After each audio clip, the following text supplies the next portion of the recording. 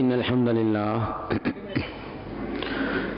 نحمده ونستعينه ونستغفره ونعوذ بالله من شرور أنفسنا ومن سيئات أعمالنا من يهده الله فلا مضل له ومن يضلل فلا هادي له وأشهد أن لا إله إلا الله وحده لا شريك له وأشهد أن محمدا عبده ورسوله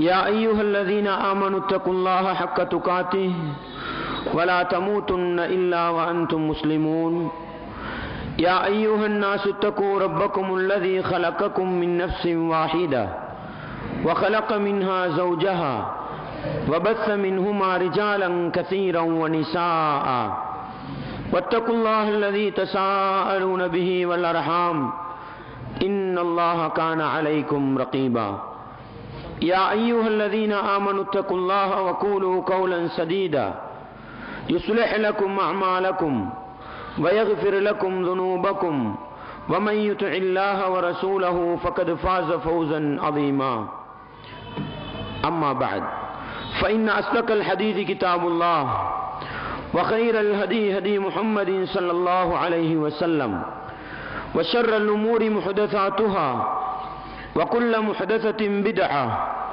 وكل بدعة ضلالة وكل ضلالة في النار வார்த்தைகளில் சிறந்தது வல்லவன் ரஹ்மானின் வார்த்தை என்றும் நடைமுறைகளில் சிறந்தது நபிகளார் ஸல்லல்லாஹு அலைஹி வஸல்லம் அவர்களுடைய வாழ்க்கை வழிமுறை என்றும் அவர்களுடைய வாழ்க்கை வழிமுறைகளுக்கு பின்னால் மார்க்கத்தில் புதிதாக புகுத்தப்பட்டவைகள் கருமங்களிலே மிக மோசமானவைகள் பித்அத்துகள் எல்லா பித்அத்துகளும் வழிகேடுகள் எல்லா வழிகேடுகளும் மனிதனை நரகத்துக்கு இட்டுச் செல்லும் என்று சொன்னவனாக இச்சொற்பொழுவை ஆரம்பிச்சுகின்றேன்.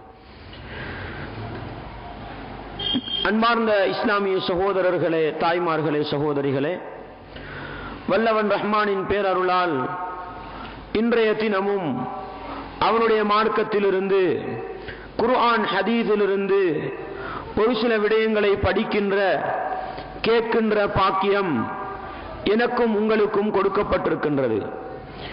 எனவே இந்த பாக்கியத்தை தந்த அல்லாஹுவுக்கு நன்றி செலுத்தும் முகமாக இந்த இடத்தில் என்ன சொல்லப்படுகிறது என்பதை காது தாழ்த்தி கேட்டு சொல்லப்படுகின்ற செய்திகள் குர்ஆன் ஹதீஸுக்கு நேர்பட்டு வரக்கூடிய நிலையில் முடியுமான அளவு வாழ்க்கையிலே அமுல்படுத்தி நாங்கள் வாழ்க்கையிலே அமுல்படுத்தக்கூடிய செய்திகளை பிற சகோதர சகோதரிகளுக்கு எடுத்துச் சொல்லிக் கொடுக்கின்ற நல்ல மனிதர்களாக வாழ்ந்து நல்லவர்களாக மரணிக்க முயற்சி செய்ய வேண்டும். அன்பார்ந்த இஸ்லாமிய சகோதரர்களே, தாய்மார்களே, சகோதரிகளே, நேற்றைய தினம் சுவனம் என்பது எப்படிப்பட்ட இன்பங்களை கொண்டிருக்கிறது, அந்த சுவனத்தில் அல்லாஹ் நல்ல மனிதர்களுக்கு எப்படிப்பட்ட இன்பங்களை எல்லாம் ஏற்படுத்தி வைத்திருக்கிறான், அந்த சுவனத்துக்கு நாங்கள் செல்ல வேண்டுமா, நாங்கள் எப்படி இந்த உலகத்தில் வாழ வேண்டும் என்பது சம்பந்தப்பட்ட விடயங்களை நாங்கள் பார்த்தோம்.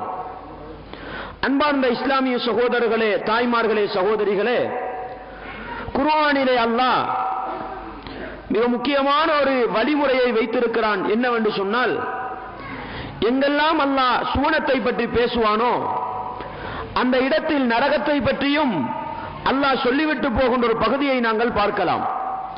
ஏனென்று சொன்னால், சுவர்க்கம் என்பது அல்லாஹ்வுடைய இன்பமாக, அல்லாஹ்வுடைய ரஹ்மத்தாக, அல்லாஹ்வுடைய கருணையாக இருக்கிறது.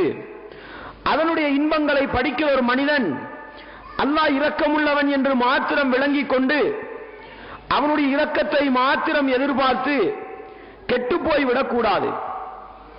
அதே நேரம் அல்லாஹ் ஏன் நரகத்தை பற்றி சொல்கிறான் என்று சொன்னால், அல்லாஹ் எப்படி இரக்கமுள்ளவனோ அதே போன்று அல்லாஹ்வுடைய சக்தியில் தண்டனை என்ற ஒரு பகுதியும் இருக்கிறது.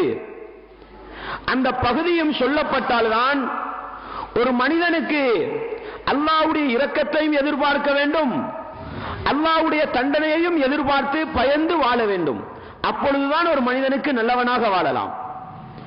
அந்த அடிப்படையில் சுவர்க்கத்தை பற்றி பேசினால் நரகத்தை பற்றி பேசுவதும் அல்லாஹ்வுடைய சுன்னா என்ற அடிப்படையில் நாங்களும் அதை பின்பற்றி இன்றைய தினம் நரகம் எந்தளவு பயங்கரமானது, நரகத்தின் கொடூரம் எந்தளவு கொடுமையானது, மனிதர்களை நரகத்தில் போட்டு தண்டிப்பதற்கு அல்லாஹ் எப்படிப்பட்ட ஏற்பாடுகளை எல்லாம் செய்து வைத்திருக்கிறான் என்பதை பற்றி ஒரு சில விடயங்களை நாங்கள் எடுத்து நோக்குவோம்.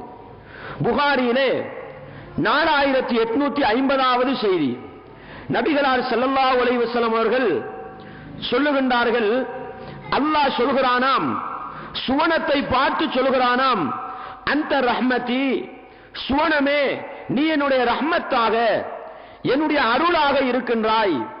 அர்ஹமு பிகி மன் அஷாஉ மின் இபாதி, என்னுடைய அடியார்களில் நான் விரும்பக்கூடிய மனிதர்களுக்கு உன்னை கொண்டு நான் இரக்கம் காட்டுவேன், உன்னை கொண்டு நான் அருள் புரிவேன் என்று சொல்லிவிட்டு நரகத்தை பார்த்து அல்லாஹ் சொல்கிறான், அன்தி அதாபி, நரகமே நீ என்னுடைய தண்டனையாக இருக்கின்றாய், நீ என்னுடைய வேதனையாக இருக்கின்றாய். உஅذிபு பிகி மன் அஷாஉ மின் இபாதி, நான் என்னுடைய அடியார்களில் நாடியவர்களை உன்னை கொண்டு தண்டிப்பேன் என்று அல்லாஹ் சொல்கிறானாம். அன்பார்ந்தவர்களே, இஸ்லாமிய சகோதர சகோதரிகளே, எனவே சுவனம் என்பது அல்லாஹ்வுடைய ரஹ்மத்து. ஒரு மனிதன் அதை ஆசை வைத்து இந்த உலகத்தில் வாழ வேண்டும். நரகம் என்பது அல்லாஹ்வுடைய தண்டனை, அதை பயந்து ஒரு மனிதன் வாழ வேண்டும். அப்பொழுதுதான் என்ன செய்யலாம், ஒரு மனிதன் சந்தோஷமாக வாழலாம். உதாரணத்துக்கு கொண்டு சொல்றேன் பாருங்க. நம்ம வாகனம் ஓட்டுகிறோம், வாகனத்தை செலுத்துகின்றோம், டூ வீலர் ஓட்டுகின்றோம். இதனுடைய நலவுகளை மாத்திரம் ஒரு மனிதன் படிக்கிறதுனால அவனுக்கு சரியான முறையில் வாகனத்தை செலுத்த முடியாது. அந்த வாகனத்தை சரியாக செலுத்த வேண்டுமாக இருந்தால் அதை எந்த அளவுக்கு வாகனத்தின் நலவுகளை படிக்கிறானோ, வாகனத்தின் மூலம் கிடைக்கக்கூடிய நன்மைகளை படிக்கிறானோ, அதே போன்று வாகனத்தினால வரக்கூடிய ஆபத்து இருக்கு பாருங்க, அதையும் விளங்கி வைக்கணும். எக்ஸிடென்ட் வந்தா என்ன நடக்கும், எங்கேயாவது போய் மோதுண்டா என்ன நடக்கும், இப்படி விளங்கினாதான் அந்த வாகனத்தை செலுத்தும் பொழுது முறையாக செலுத்துவான். அந்த வாகனத்தை செலுத்தும் பொழுது முறையாக செலுத்துவான். இல்லண்டா என்ன நடக்கும் தெரியுமா, கவனம் இல்லாம என்ன செய்வார்கள், பொடுபோக்காக வாகனத்தை ஓட்டுவார்கள்.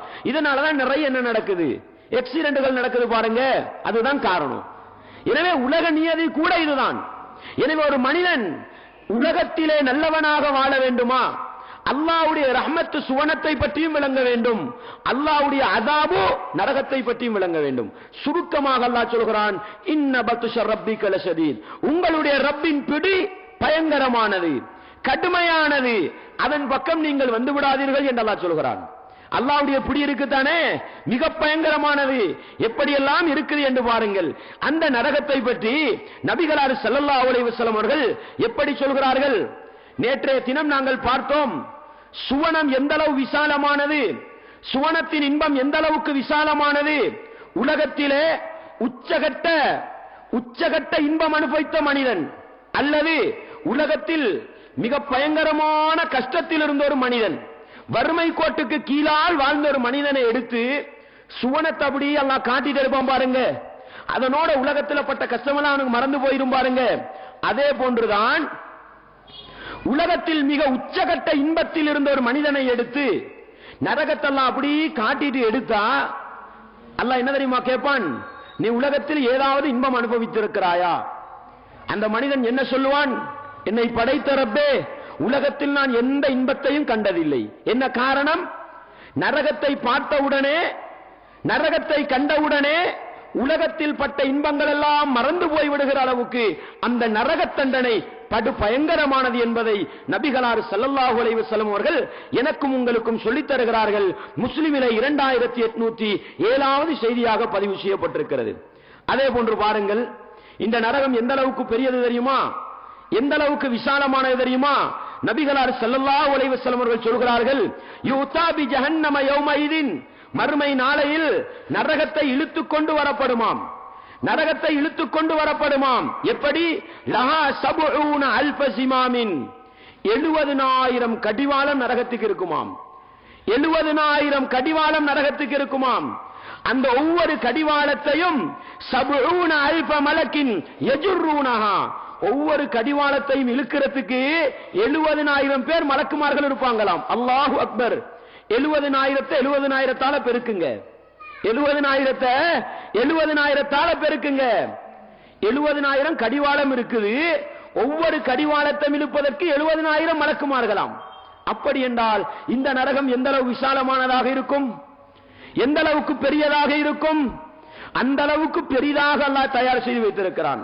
அன்பார்ந்தவர்களே, நபி இது முஸ்லிமில் 2842வது செய்தி. நபிகளார் ஸல்லல்லாஹு அலைஹி வஸல்லம் அவர்களும் சஹாபாக்களும் ஒரு நாள் வீட்டில் இருக்கிற பொழுது திடீரென்று ஒரு சத்தம் விழுகிறது. பெரிய ஒரு பாறாங்கல்லு பூமியில விழுந்த மாதிரி ஒரு சத்தம் கேட்கிறது. சஹாபாக்கள் எல்லாம் திடுக்கிட்டு போனார்கள். இது என்ன சத்தம் இது? அப்பொழுது நபிகளார் கேட்டார்கள், அது என்ன சத்தம் என்று உங்களுக்கு தெரியுமா? அந்த சத்தம் எது தெரியுமா?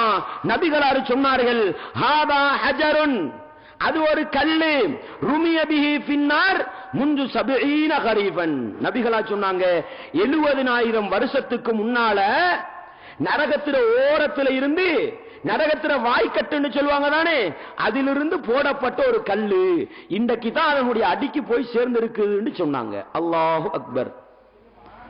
எந்த அளவு நரகம் ஆழமானதாக இருக்கும், எந்த அளவுக்கு நரகம் ஆழமானதாக இருக்கும்.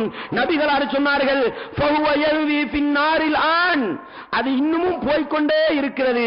ஹத்தன் தஹா இலா கஅரிஹா, நரகத்தின் அடித்தளத்துக்கு செல்லும் வரையில் அது இன்னும் கீழே போய்க்கொண்டிருக்கிறது என்று சொன்னார்கள். அன்பார்ந்தவர்களே, நரகத்தை இழுப்பதற்கு எத்தனை பேர், நரகத்தின் ஆழம் எந்த அளவுக்கு சிந்தித்து பாருங்கள். இந்த அளவுக்கு பயங்கரமான ஒரு நரகத்தை தான் அல்லாஹ் படைச்சு வச்சிருக்கிறான். எதுக்கு தெரியுமா?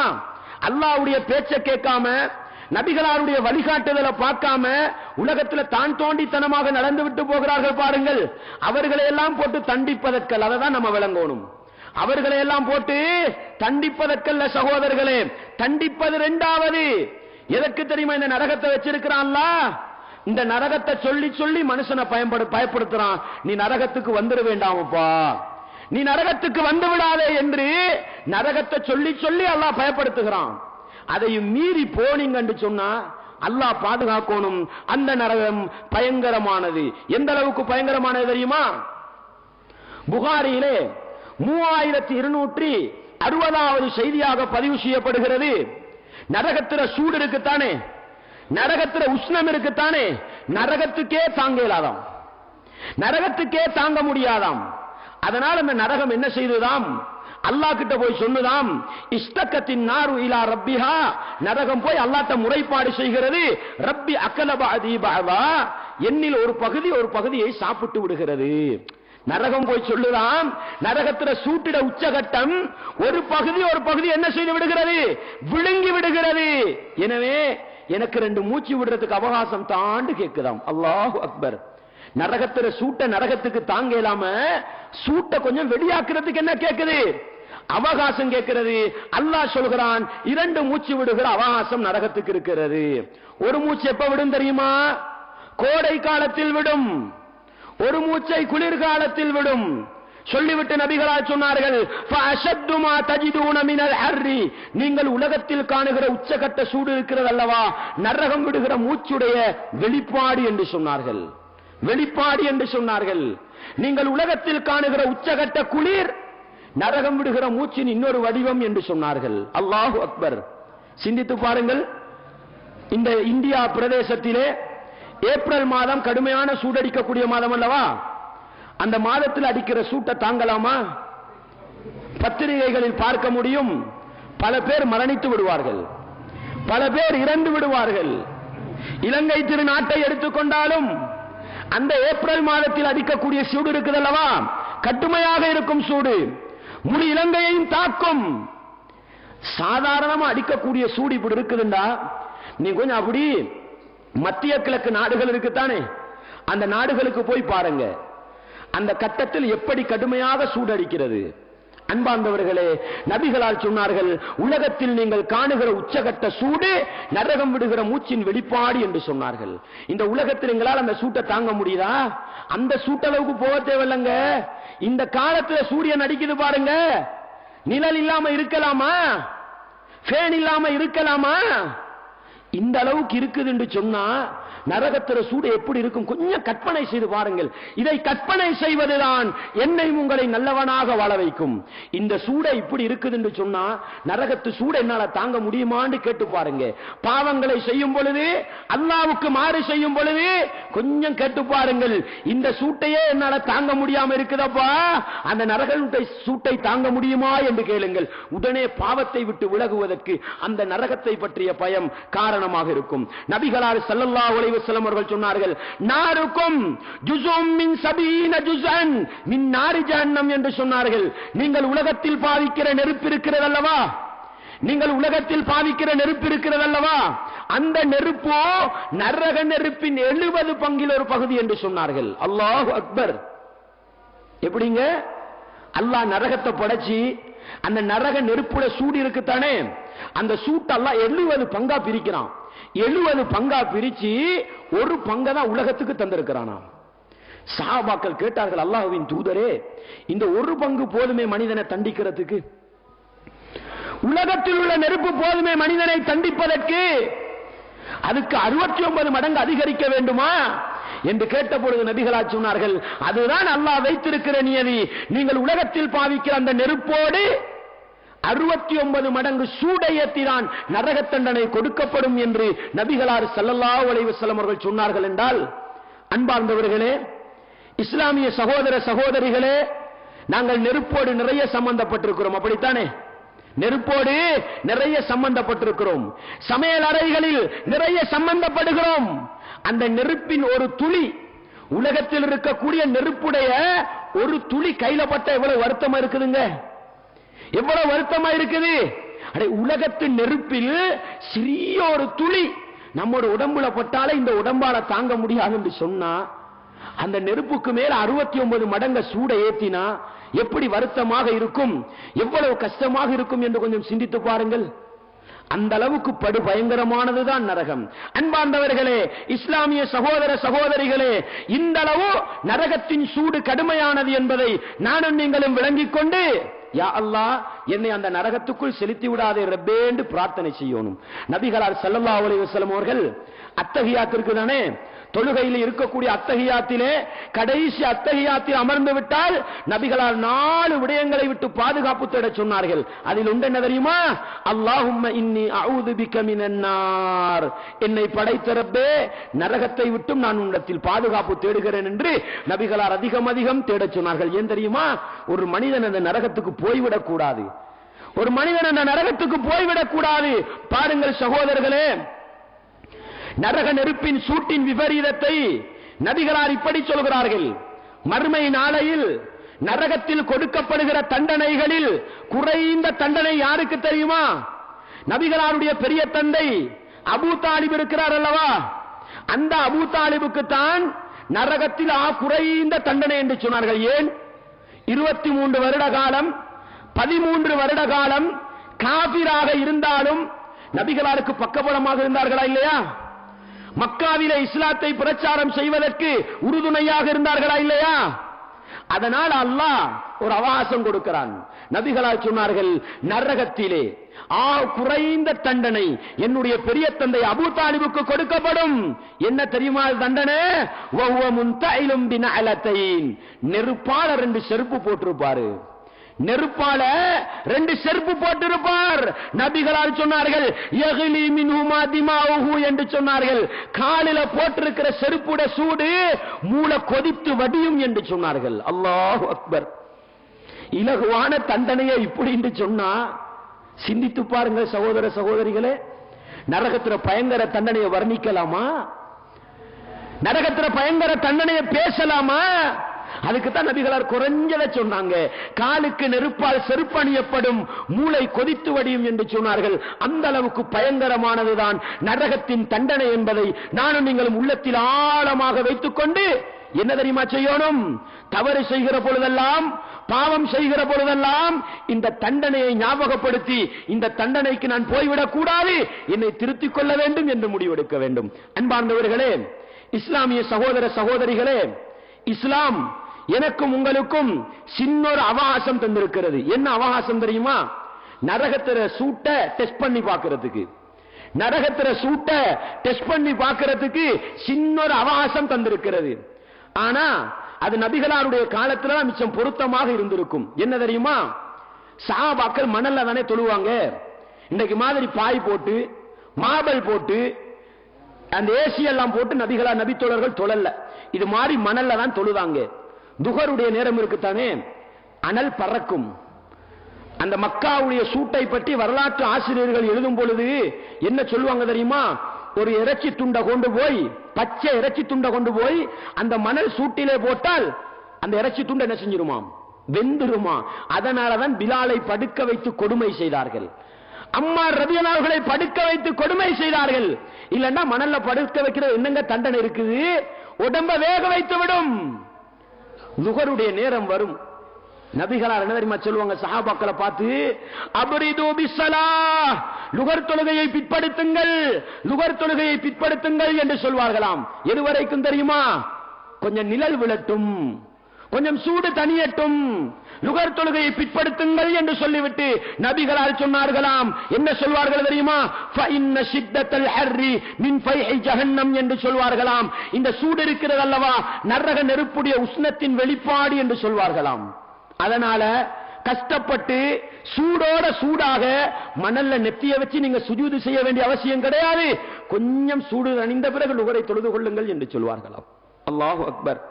அன்பார்ந்தவர்களே, இஸ்லாமிய சகோதர சகோதரிகளே, நரக நெருப்பின் சூட்டை ஒரு சொட்டு ருசித்து பார்க்க வேண்டுமா? மக்கா மதீனாவுக்கு சென்றால், அந்த பாலைவன பிரதேசத்திலே நீங்கள் வேலை புரிந்தால், லுஹருடைய நேரத்துக்கு கொஞ்சம் நெத்திய மணல்ல வச்சு பாருங்க, நெத்திய கொஞ்சம் மணல்ல வச்சு பாருங்க. அன்பார்ந்தவர்களே, இது நரகம் விடுகிற ஒரு மூச்சு என்று சொன்னா அது முழு உலகத்துக்கும் பரவுது. அதுல சூடிபடி அடிக்குது என்று சொன்னா அந்த நரகம் எப்படி இருக்கும் கொஞ்சம் சிந்திச்சு பார்த்தா, வெளிநாடுக்கு போறவன் பாவம் செய்ய மாட்டான், துபாயில இருக்கிறவன் தவறு செய்ய மாட்டான், சவுதிக்கு போனவன் பாவம் செய்ய மாட்டான். அன்பார்ந்தவர்களே, இஸ்லாமிய சகோதர சகோதரிகளே, அந்த அளவுக்கு பயங்கரமானதுதான் நரக நெருப்பின் சூடு. இன்னொரு சந்தர்ப்பத்தை ரசூலுல்லாஹ் தாராங்க. இந்த காய்ச்சல் இருக்குத்தானே, ஜரம்னு சொல்லுவோமா, காய்ச்சல், இந்த தலையெல்லாம் சுட்டு போகும் பாருங்க. சில நேரம் அந்த என்ன நோய்னு சொல்லுவாங்க, காய்ச்சல் சொல்லுவாங்க.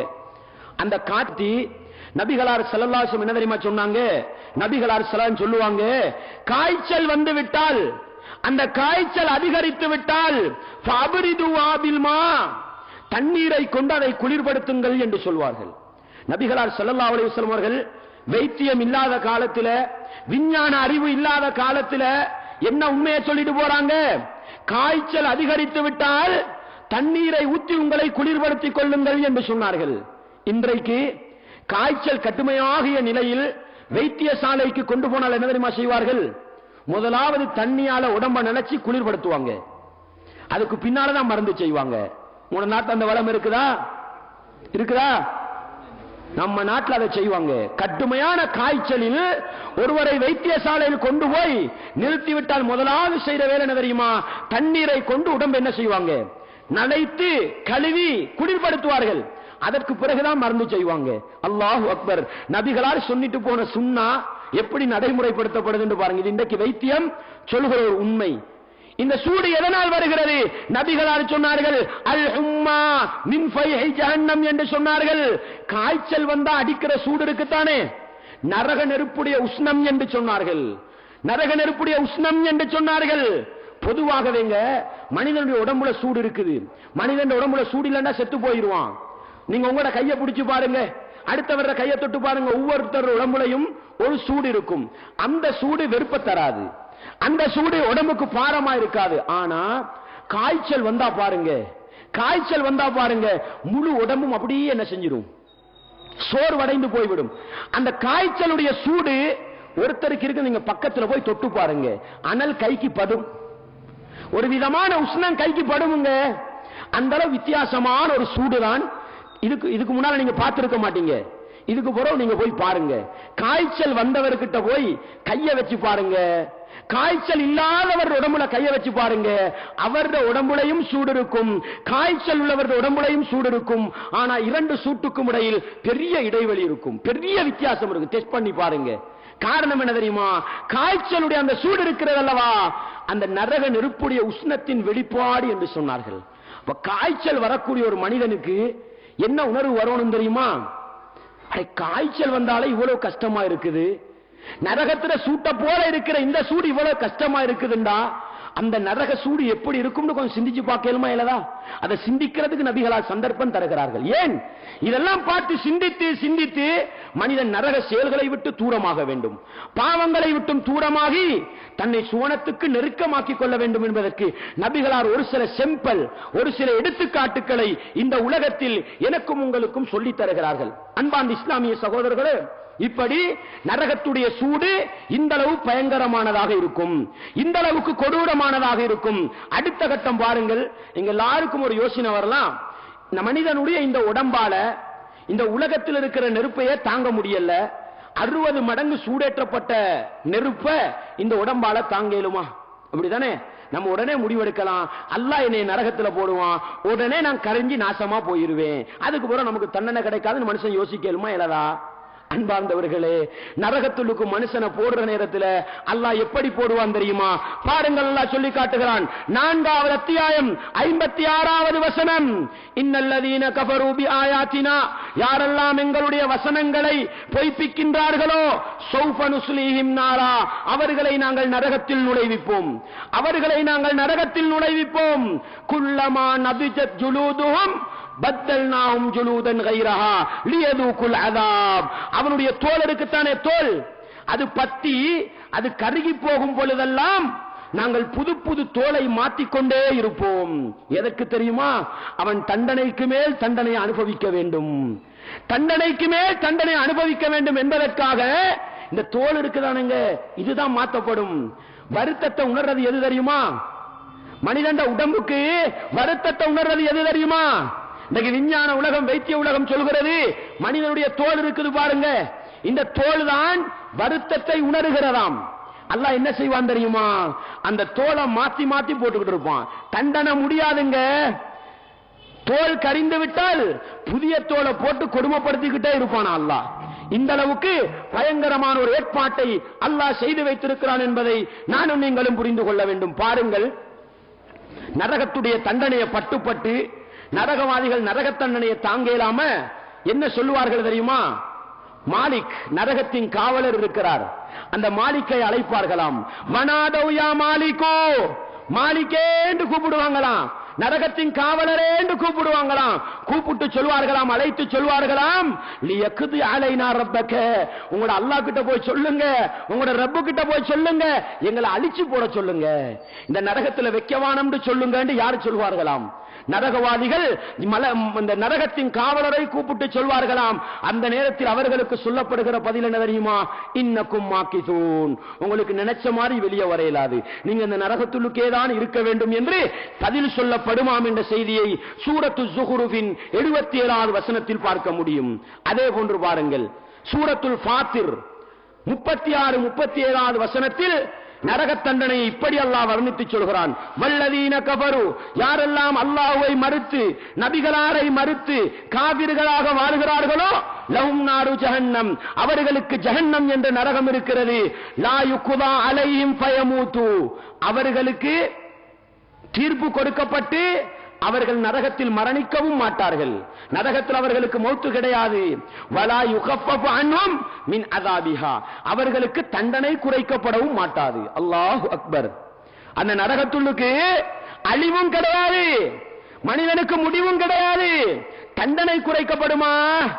தண்டனை குறைக்கப்படவும் மாட்டாது. அல்லாஹ் சொல்லி காட்டுகிறான் பாருங்கள்.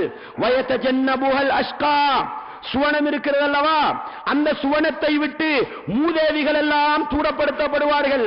அல்லாஹ்வுக்கு மாறு செய்து நபிகளாருக்கு மாறு செய்த மூதேவிகள் எல்லாம் நரகத்தை விட்டும் தூரப்படுத்தப்படுவார்கள். சுவனத்தை விட்டும் தூரப்படுத்தப்பட்டு அல்லதி யஸ்லன்னாரல் குபுரா, அந்த மூதேவிகள் சொல்லுவோம் தானே, அல்லாஹ்வுக்கு மாறு செய்து நபிகளாருக்கு மாறு செய்தவர்கள் எல்லாம் நரகத்தில் நுழைவிக்கப்படுவார்கள். சும்மலா யமூது ஃபீஹா வலா யஹ்யா, அவர்கள் அந்த நரகத்தில் சாவவும் மாட்டார்கள், வாழவும் மாட்டார்கள். அவர்களுக்கு மௌத்தும் இல்ல, வாழ்க்கையும் இல்ல. நரகத்தில் முழுக்க என்ன தெரியுமா இருக்குது? தண்டனை தான். அவர்களுக்கு மௌத்தும் கிடையாது, நிம்மதியான வாழ்க்கையும் கிடையாது. அந்த நரகத்துக்கு இருக்கிற எது மட்டும்தான்? தண்டனை மட்டும்தான் என்று அல்லாஹ் சூரத்துல் அலாவிலே 11 13 வசனம் வரைக்கும் எனக்கும் உங்களுக்கும் சொல்லி காட்டுகிறான். அன்பார்ந்தவர்களே, இஸ்லாமிய சகோதர சகோதரிகளே, நபிகளார் ஸல்லல்லாஹு அலைஹி வஸல்லம் அவர்கள் சொன்னார்கள், சுவனவாசிகளை சுவனத்திலே போட்டு நரகவாசிகளை நரகத்தில் போட்ட பிறகு இந்த மௌத் இருக்குத்தானே, மௌத்து, அந்த மௌத் அல்லாஹ் ஒரு ஆட்டு வடிவத்தில் கொண்டு வருவானாம். ஒரு ஆட்டு வடிவத்தில் கொண்டு வந்து அந்த மௌத் அல்லாஹ் என்ன செஞ்சிருவானா? அதை அப்படியே அறுத்து மௌத்தை இல்லாமல் ஆக்கிடுவானா. சுவனவாசிகளுக்கும் மௌத்து கிடையாது, நரகவாசிகளுக்கும் மௌத்து கிடையாது. சுவனவாசிகளுக்கு ஏன் மௌத்து கிடையாது? மௌத்தை பத்தி யோசிச்சா இன்பமெல்லாம் குறையும், அப்படித்தானே? மௌத்தை பத்தி யோசிக்கும் பொழுது என்ன சந்தோஷம் இருந்தாலும் மௌத்தாவிருவோமே என்று நினைக்கும் பொழுது இன்பம் குறையும் தானே. அதனால சுவனவாசிகளுக்கு மௌத்து கிடையாது. நரகவாசிகளுக்கு ஏன் தெரியுமா மௌத்து இல்ல? அதுவே ஒரு தண்டனை. மௌத்து இல்லைன்னு நினைக்கும் போது எப்படா இதை விட்டு வெளியாகிறது, எப்படா இதை தண்டனை முடியும் அப்படின்னு யோசிக்கிறதே என்ன ஒரு பெரிய தண்டனையாக இருக்கும். அதனால நரகவாசிகளுக்கு என்ன கிடையாது? நரகவாசிகளுக்கு மௌத்து கிடையாது என்று அல்லாஹ் சொல்லிவிட்டான். அன்பார்ந்தவர்களே, இஸ்லாமிய சகோதர சகோதரிகளே, அடுத்த கட்டம் பாருங்கள். நரக தண்டனை அதிகரிக்க செய்வதற்காக அல்லாஹ் செய்து வைத்திருக்கிற ஒரு சில ஏற்பாடுகளை சொல்கிறேன் பாருங்கள். நபிகளார் சொன்னார்கள், திர்சுல் காபிரி, ஒரு காபிர் சக்க பல்லு இருக்குத்தானே, இந்த சக்க பல்லு, அவு நாபுல் காவிரி, அல்லது இந்த வேட்டை பல்லுன்னு சொல்லுவோம் தானே, அந்த வேட்டை பல்லு மிதுலு உஹதின், உஹது மலையை போல இருக்குமா. கொஞ்சம் யோசிச்சு பாருங்க, இந்த உலகத்தின் நெருப்பை விட 69 மடங்கு சூடேற்றப்பட்டு இந்த உடம்போட போட்டா தாங்குமா? இந்த உடம்போட போட்டா தாங்குமா? முடியாதுங்க. அல்லாஹ் அதுக்கு சொல்கிறான், நரகவாசியுடைய ஒரு பல்லு உஹது மலையை போல இருக்குமா. அல்லாஹு அக்பர். உடம்பு எப்படி இருக்குமுங்க? உடம்பு எப்படி இருக்கும்? சும்மா சிந்தித்து பாருங்கள். 70,000 கடிவாளத்தை போட்டு 70,000 மலக்குமார்கள் அந்த நரகத்தை இழுத்துக்கிட்டு வாராங்கண்டா அது எவ்வளவு விசாலமானதாக இருக்கும். அந்த நரகத்தை நிறைக்கிறதுக்கு யாரைத்தான் போடணும்? நரகவாசிகள் எல்லாம் சும்மா போட மாட்டான், இப்படித்தான் மாத்தி போடுவோம். இதுல ஒரு தண்டனை இருக்குதுங்க. நீங்க அப்படியே தூங்கிக்கிட்டு இருக்கிறீங்க, உங்களுக்கு ஒரு கனவு, அப்படியே கனவுண்டு தென்படுது. உங்களுக்கு முன்னால பெரிய ஒரு பயங்கரமான தோற்றத்தில் ஒரு மனுஷன் வந்து நிக்கிறான், அப்படிதானே? பெரிய பல்லு, பெரிய மூக்கு, பெரிய காது, அந்த தோற்றத்தில் உங்களுக்கு முன்னால் ஒரு மனுஷன் வந்து நின்றா உங்களுக்கு மயக்கம் வருமா வராதா? தூக்கத்தில் உங்களை அறியாம கத்திக்கிட்டு எழும்பிடுவீங்களா இல்லையா? அப்படிதானே? நீங்க அப்படி பாதையில நடந்து போறீங்க, சும்மா ஒரு செய்திக்கு சொல்றேன், நடந்து போகும் பொழுது திடீர்னு திரும்பி பார்க்கறீங்க, உங்களுக்கு பின்னால ஒரு உருவம் இருக்குது, அதனுடைய தலை இப்படி இருக்குமுண்டா, ஒரு பல்லு இப்படி வெளியே படுமுண்டா, ஒரு பயம் வருதா இல்லையா? அதனாலதான் பாப்பீங்க, மனுஷனுக்கு கடவுள் பயத்தை ஏற்படுத்துவதற்காக கடவுளை பார்க்காதவர்கள் எல்லாம் என்ன செஞ்சாங்க? பயத்தை ஏற்படுத்துறதுக்கு கடவுளோட தொந்திய பெருசாக்கினாங்க, பௌத்த பெருசாக்கினாங்க, மூக்க பெருசாக்கினாங்க, பல்ல பெருசாக்கினாங்க. ஏன் தெரியுமா? பயம் வாரத்துக்கு. பொதுவாகவே மனிதன் இந்த இயல்பு தோற்றத்தில் இருக்கிற மனுஷன் ஒரு பல்லு வெளியே வந்தாலே பார்க்கும் பொழுது பயம் வரும், அப்படித்தானே? இந்த வேட்டை பல்லு கொஞ்சம் வெளியே வந்தா பயம் வருமா இல்லையா? பார்க்கும்போது என்னமோ வித்தியாசமான ஒரு தோற்றம் வரும். நரகத்தில் ஒவ்வொரு மனிதனையும் இப்படி போட்டு பக்கத்தில் திரும்பி பார்த்தா பெரிய ஒரு உருவம் தான் இருக்கும். இதை பார்த்தா ஒரு பயம் வராதா? இதை பார்த்தா ஒரு பீதி வராதா? எனவே நரகத்தை பொறுத்தவரையில் வலது பக்கம் திரும்பினாலும் சோதனை, இடது பக்கம் திரும்பினாலும் சோதனை, முன்னால பார்த்தாலும் சோதனை, பின்னால பார்த்தாலும் சோதனை என்ற அளவுக்கு முழு நரகமுமே எப்படித்தான் இருக்கும்? தண்டனையாக, சோதனையாகத்தான் இருக்கும் என்ற அளவுக்கு அந்த நரகவாசியிட இது உடம்பு இருக்குமா. அவன் தோல் இருக்குத்தானே, பல்லு உகது மலை மாதிரிண்டா அவன் தோல் எப்படி இருக்கும் யோசிச்சு பாருங்க. நபிகளார் ஸல்லல்லாஹு அலைஹி வஸல்லம் அவர்கள் சொன்னார்கள், அந்த மனிதனுடைய தோல் கட்டு இருக்குத்தானே, இந்த தோல் கட்டிலே நரகவாசியின் தோலுக்கும் கழுத்துக்கும் இடையில் இருக்கிற இடைவெளி மசீரத்து ஸலாஸத்தி அய்யாமின் லிர்ராகிபில் முஸ்ரிஇ என்று சொன்னார்கள். ஒட்டகத்தில், குதிரையில் வேகமாக பயணம் செய்கிற ஒரு மனிதன் 3 நாளைக்கு போனால் எவ்வளவு தூரம் போவானோ அந்த அளவு தூரம் இந்த இடைவெளி இருக்குமா. ஒரு பல்லு உகதுமலை மாறிண்டா இந்த தோல் எப்படிங்க இருக்கும்? சிந்தித்து பாருங்கள். ஏன் நரகவாசிகள் இப்படி போடணும்? அல்ல அந்த நரகவாசிகளை பார்க்கிறதே ஒரு தண்டனை, நரகவாசிகளை பார்க்கிறதே ஒரு பயங்கரம். எனவே நரகம் முழுக்கம் என்னதான் தண்டனையாகத்தான் இருக்கும் என்கிற அளவுக்கு பயங்கரமான ஒரு இடம் தான் நரகம். ஏன் தெரியுமா அல்லாஹ் இப்படி எல்லாம் சொல்றான்? மனிதா, நரகத்தை பத்தி படிச்சுக்க, நரகத்துக்கு வந்துடாதே. இரக்கம் உள்ளவன் ரப்பு சகோதரர்களே, இரக்கம் உள்ளவன் அல்லாஹ் நரகத்தில் மனிதனை போட அவன் விரும்புவதில்லை. அதனாலதான் காலத்துக்கு காலம் நபிமார்களை அனுப்பி அனுப்பி அனுப்பி வேதங்களை இறக்கி இறக்கி இறக்கி மனிதனுக்கு அறிவுரை சொல்கிறான். மனிதா, புத்திமதியை கேட்டு வாழப்பா, இந்த பயங்கரமான நரகத்துக்கு வந்து விடாதேன்னு இந்த படிப்பினைக்காக அல்லாஹ் சொல்லி காட்டுகிறான்.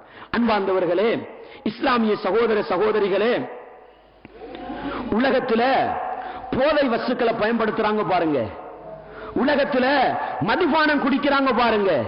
இந்த மனிதர்களுக்கு மறுமை நாளையில் என்ன தண்டனை தெரியுமா? அவர்களுக்கு விசேடமான ஒரு தண்டனை இருக்குது.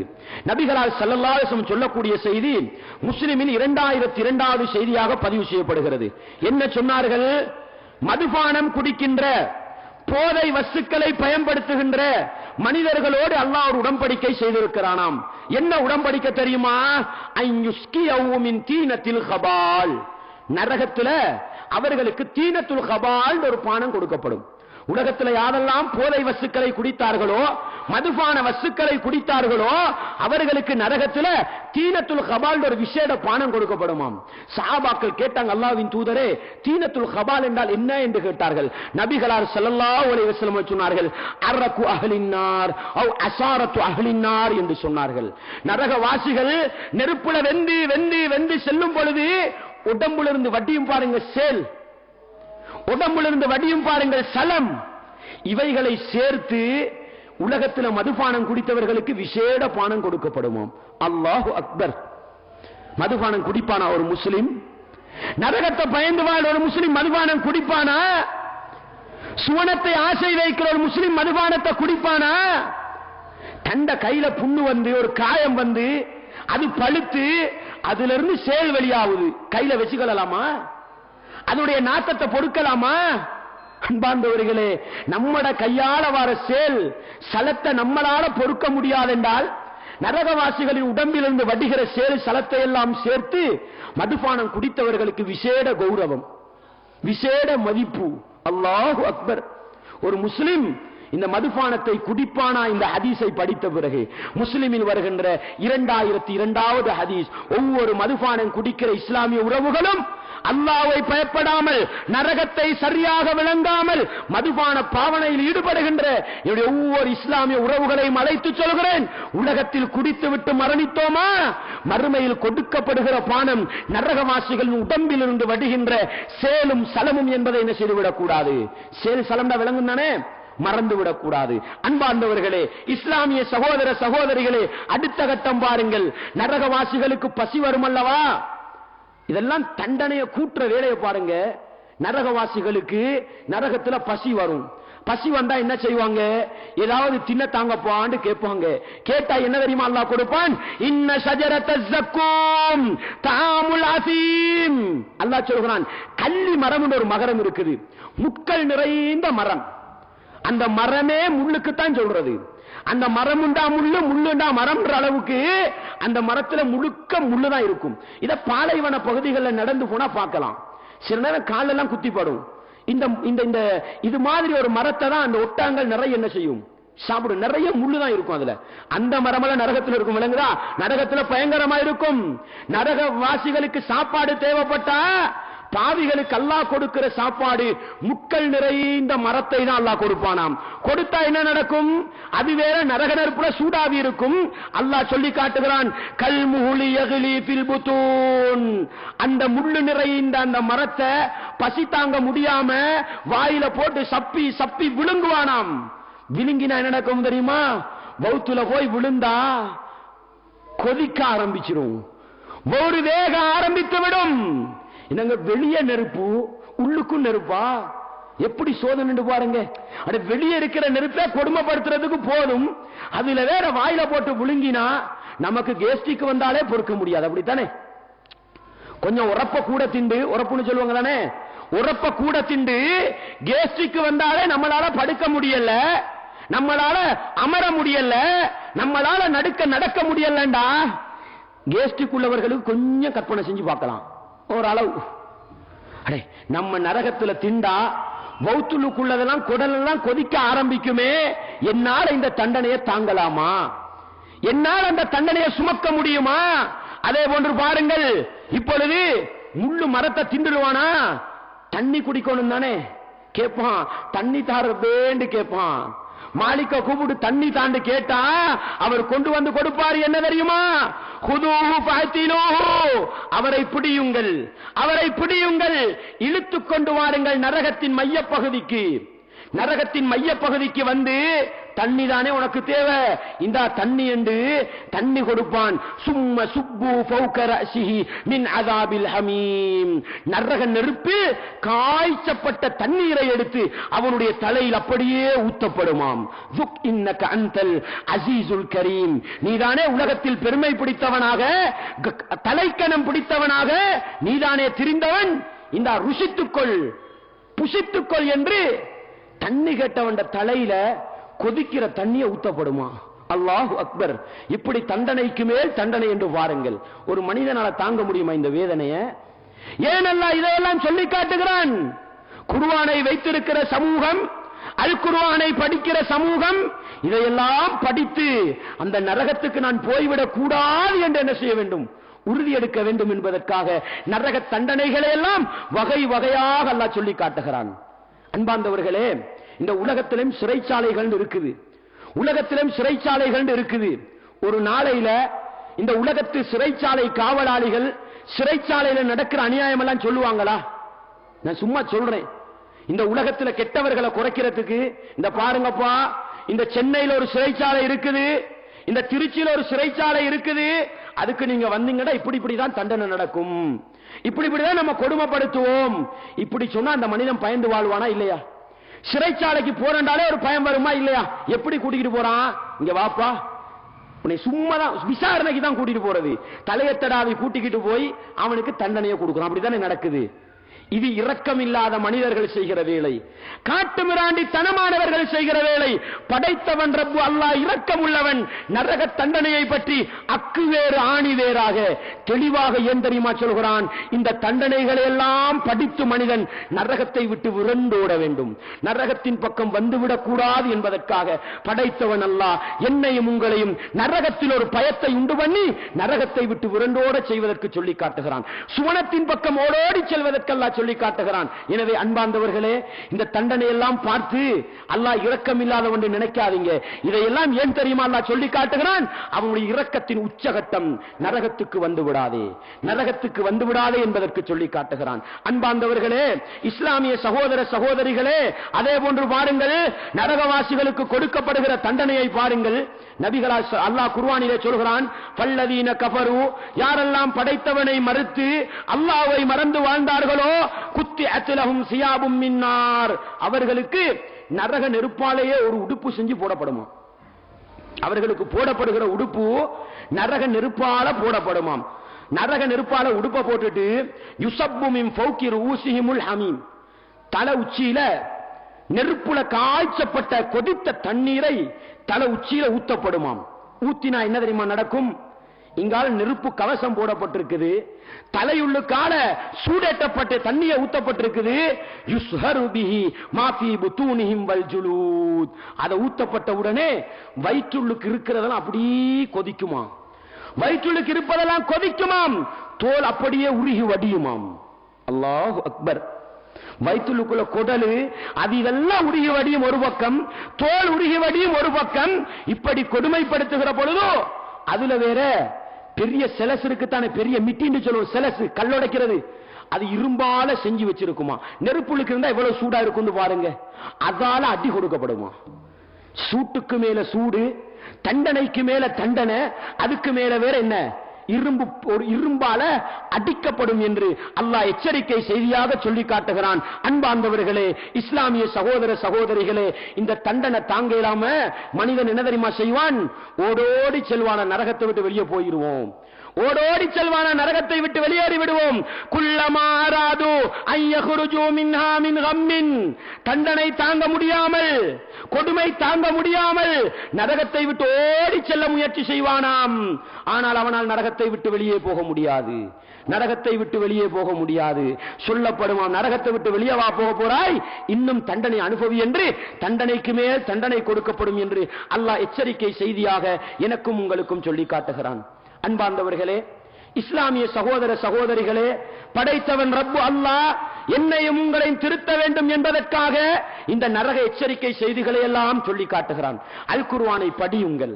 அல் குர்ஆனில் நரகத்தை பற்றி சொல்லப்பட்டிருக்கிற செய்திகளை எல்லாம் படியுங்கள்.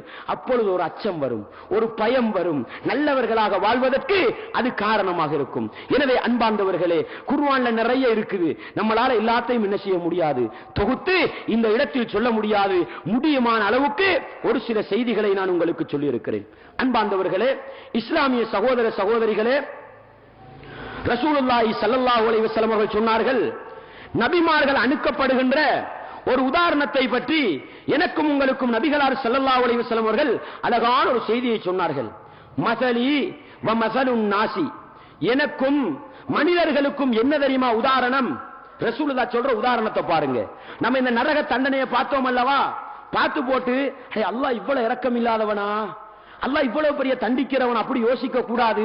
அதுக்காக இந்த செய்தியை சொல்றேன். நபிகளா சொல்றாங்க, எனக்கும் மனிதர்களுக்கும் உதாரணம் என்ன தெரியுமா? கமஸலி ரஜுலின் இஸ்தௌகத நாரன், ஒரு மனிதன் என்ன செய்கிறான், நெருப்பை பத்த வைக்கிறான். ஒரு மனிதன் நெருப்பை பத்த வைக்கிறான்.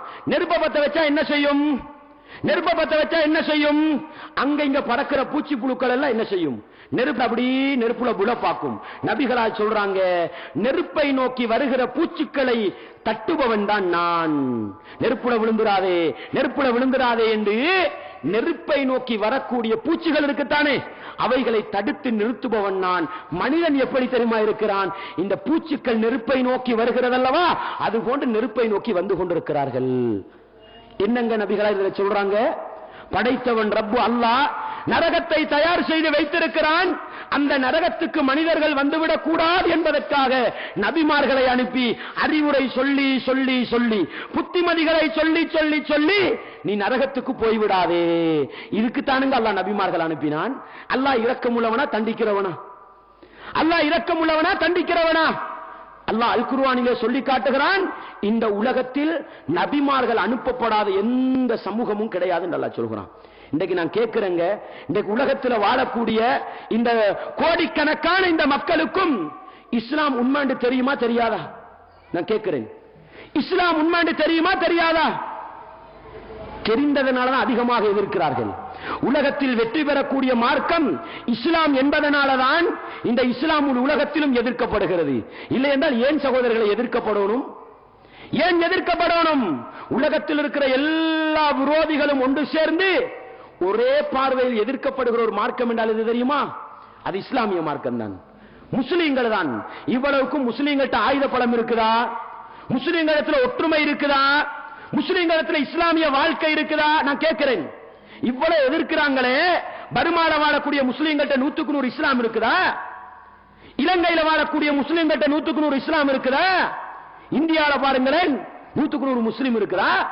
கபரு வணங்கிகளாக, இன்ன சிறுக்கு வைப்பவர்களாக, பித்அத் செய்பவர்களாக, இஸ்லாம் தடுத்த ஹராத்தை செய்பவர்களாக, இப்படித்தானே எல்லா நாட்டிலும் முஸ்லீம்கள் வாழ்றாங்க. பலஸ்தீனத்தில் போய் பாருங்க, முஸ்லீம்கள் தான் எதிர்க்கப்படுகிறார்கள். முஸ்லீம்கள் முஸ்லீம்களாக இருக்கிறார்களா? குர்ஆன் சொன்ன குர்ஆனும் ஹதீஸும் சொன்ன பிரகாரம் வாழ்ந்து கொண்டிருக்கிறார்களா? சவுதியை போய் பாருங்க, சவுதியில முஸ்லீம்கிட்ட இஸ்லாத்தை பார்க்க முடியுதா? குர்ஆன் ஹதீஸ் இருக்கிறது. அவன் எதிர்ப்பது எதற்கு தெரியுமா? நீ 100க்கு 100 முஸ்லீமா வாழ்கிறாய் என்பதற்கல்ல, உன்னிடத்தில் இருப்பது சத்தியம், இஸ்லாம் உண்மை என்பதனால் எதிர்த்துக் கொண்டிருக்கிறான். எனவே நன்றாக விளங்கிக் கொள்ளுங்கள், இன்றைக்கு இந்த உலகத்தில் இஸ்லாத்தை அல்லாஹ் எந்த இடத்தில் வைத்திருக்கிறான் தெரியுமா? முழு விரோதிகளுக்கும் தெரியும் இஸ்லாம் தான் உண்மை. இந்த இலங்கையில் வாழ்ந்துவிட்டு போன பழைய தலைவர்களுடைய எழுத்துக்களை எடுத்து பாருங்கள், பழைய தலைவர்களுடைய பேச்சுக்களை எடுத்து பாருங்கள். நிறைய தலைவர்கள் இஸ்லாத்தை புகழ்ந்து சொல்லிவிட்டு போயிருக்கிறார்கள், இஸ்லாம் உண்மையான மார்க்கம் என்று சொல்லிவிட்டு போயிருக்கிறார்கள். சமீபத்திலே கிறிஸ்டியானி உலகத்துக்கு தலைவராக இருந்த பாப்பரசர், அவர் இஸ்லாத்துக்கு வந்தன்னு சொல்றாங்க, அதுக்கு எந்த உறுதியான தகவலும் கிடையாது. ஆனால் உங்களுக்கு தெரியும், பர்மாவிலே முஸ்லிம்களை சென்ற வருடம் அடித்த பொழுதோ கொலை செய்த பொழுதோ அந்த பாப்பரசர் என்ன அறிக்கை விட்டார் தெரியுமா? முஸ்லிம்களை கொலை செய்யாதீர்கள், அப்படியே சொன்னார். அந்த வார்த்தைகள் அவர் கடைசி கட்டத்தில் விட்ட வார்த்தைகள் தான் அவர் திடீர்னு தலைமறைவாகினார். எங்க போனார் இல்ல, அதுதான் ஒரு சில அறிகுறிகளை வச்சு அவர் இஸ்லாத்துக்கு வந்திருப்பார், அதனால தீர்த்து கட்டியிருப்பாங்க. அன்பார்ந்தவர்களே, விரோதிகளுக்கு தலைவர்களுக்கெல்லாம் அல்லாஹ் இந்த உலகத்தில் ஏதோ ஒரு அடிப்படையில் உண்மையை காட்டிக் கொண்டிருக்கிறான். இஸ்லாம் தான் உண்மை. வெறுமனே அல்லாஹ் மனிதர்களை தண்டிப்பவன் அல்ல, மனிதர்களுக்கு அறிவுரை சொல்லி புத்திமதிகளை சொல்லி மனிதனை எப்படியாவது நரகத்தை விட்டும் தூரமாக்க வேண்டும் என்றுதான் நினைக்கிறான் அல்லாஹ். இந்த மனிதனுக்கு கொடுக்கப்பட்டிருக்கிற அறிவு, இந்த மனிதனுக்கு கொடுக்கப்பட்டிருக்கிற அறிவு, பறவையை பார்த்தவன் விமானத்தை கண்டுபிடிக்கவில்லையா? கடலிலே வாழுகின்ற மீனினங்களை பார்த்தவன் நீர்மூழ்கி கப்பலை கண்டுபிடிக்கவில்லையா? எதங்க மனுஷன் கண்டுபிடிக்கல? மனிதனுடைய உடம்புக்குள் இயங்கக்கூடிய இயக்கங்களை பார்த்துவிட்டு மெஷின்களை கண்டுபிடிக்கவில்லையா? இதெல்லாம் பார்த்து சிந்திச்சிருந்தா கூட படைச்சவன் ஒருவர் இருக்கிறான்னு விளங்குமா? விளங்காதா? மனிதனுக்கெல்லாம் அறிவை கொடுக்கலையா? மனிதனுக்கெல்லாம் சிந்திக்கிற ஆற்றலை கொடுக்கலையா? எல்லாவற்றையும் கொடுத்து நீ நரகத்துக்கு வந்து விடாதே அப்பா, சுவனத்துக்கு வந்துவிடு என்று அல்லாஹ் அழைப்பு இருக்கிறான். ஆனால் மனிதனை பொறுத்தவரை நபிகளா சொன்னார்கள் அல்லவா, அந்த நெருப்பை நோக்கி வருகின்ற பூச்சிக்களை போன்றுதான் மனிதன். மனிதன் சிந்திக்காமல், மனிதன் யோசிக்காமல் நரகத்தை நோக்கியே போய்கொண்டிருக்கிறான் என்று நபிகளார் ஸல்லல்லாஹு அலைஹி வஸல்லம் அவர்கள் எனக்கும் உங்களுக்கும் சொல்லி காட்டினார்கள். எனவே அன்பார்ந்தவர்களே, இஸ்லாமிய சகோதர சகோதரிகளே, நரகம் என்பது பயங்கரமானது. நரகம் என்பது பயங்கரமானது. சுவனத்தை ஆசை வைக்கிற நானும் நீங்களும் எதிர் திசையிலே நரகத்தை வைத்துக் கொள்வோம். நரகத்தை வைத்துக் கொண்டு எதுவெல்லாம் நரகத்துக்கு இட்டு செல்லுமோ, எதுவெல்லாம் நரகத்துக்கு கொண்டு போய் சேர்க்குமோ அதையெல்லாம் விட்டொதுங்கி சுவனத்துக்கு இட்டு செல்லுகின்ற நல்ல காரியங்களை, நல்ல அமட்களை செய்து அல்லாஹ் ஏற்படுத்தி வைத்திருக்கிற அந்த பரிசு சுவனத்தை அடைந்து கொள்ள நானும் நீங்களும் முயற்சி செய்ய வேண்டும். அன்பார்ந்த இஸ்லாமிய சகோதரர்களே, இதுதான் இஸ்லாம் சுவர்க்கத்தை பற்றி சொல்லி நரகத்தை பற்றி எடுத்துச் சொல்வதன் உயர்ந்த நோக்கம் என்பதை நானும் நீங்களும் புரிந்து கொள்வோம். எந்த சந்தர்ப்பத்திலும் நரகத்தை ஞாபகப்படுத்தி பாவங்களை விட்டு எங்களை தூரப்படுத்திக் கொள்வோம். என்ன முயற்சி செய்தாவது சுவனத்துக்குள் நுழைய முயற்சி செய்வோம். வல்லவன் ரஹ்மான் எந்த நரகத்தை பயங்கரமானது என்று சொல்கின்றானோ, எந்த நரகத்தை கொடுமையானது என்று சொல்கிறானோ, அந்த நரகத்தை விட்டும் என்னையும் உங்களையும் தூரமாக்கி, எந்த சுவனத்தை இன்பகரமானது மகிழ்ச்சிகரமானது என்று சொல்கிறானோ அந்த சுவனத்தில் வல்லவன் ரஹ்மான் என்னையும் உங்களையும் எல்லா ஈமானிய உறவுகளையும் சேர்த்து விடுவானாக. வாஹிரு தஅவானா அனில் ஹம்துலில்லாஹி ரப்பில் ஆலமீன்.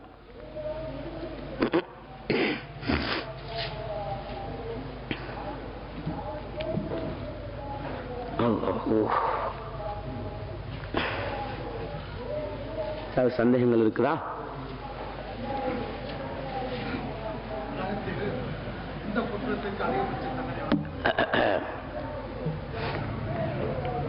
எந்த குற்றத்துக்கு அதிகபட்ச தண்டனையா?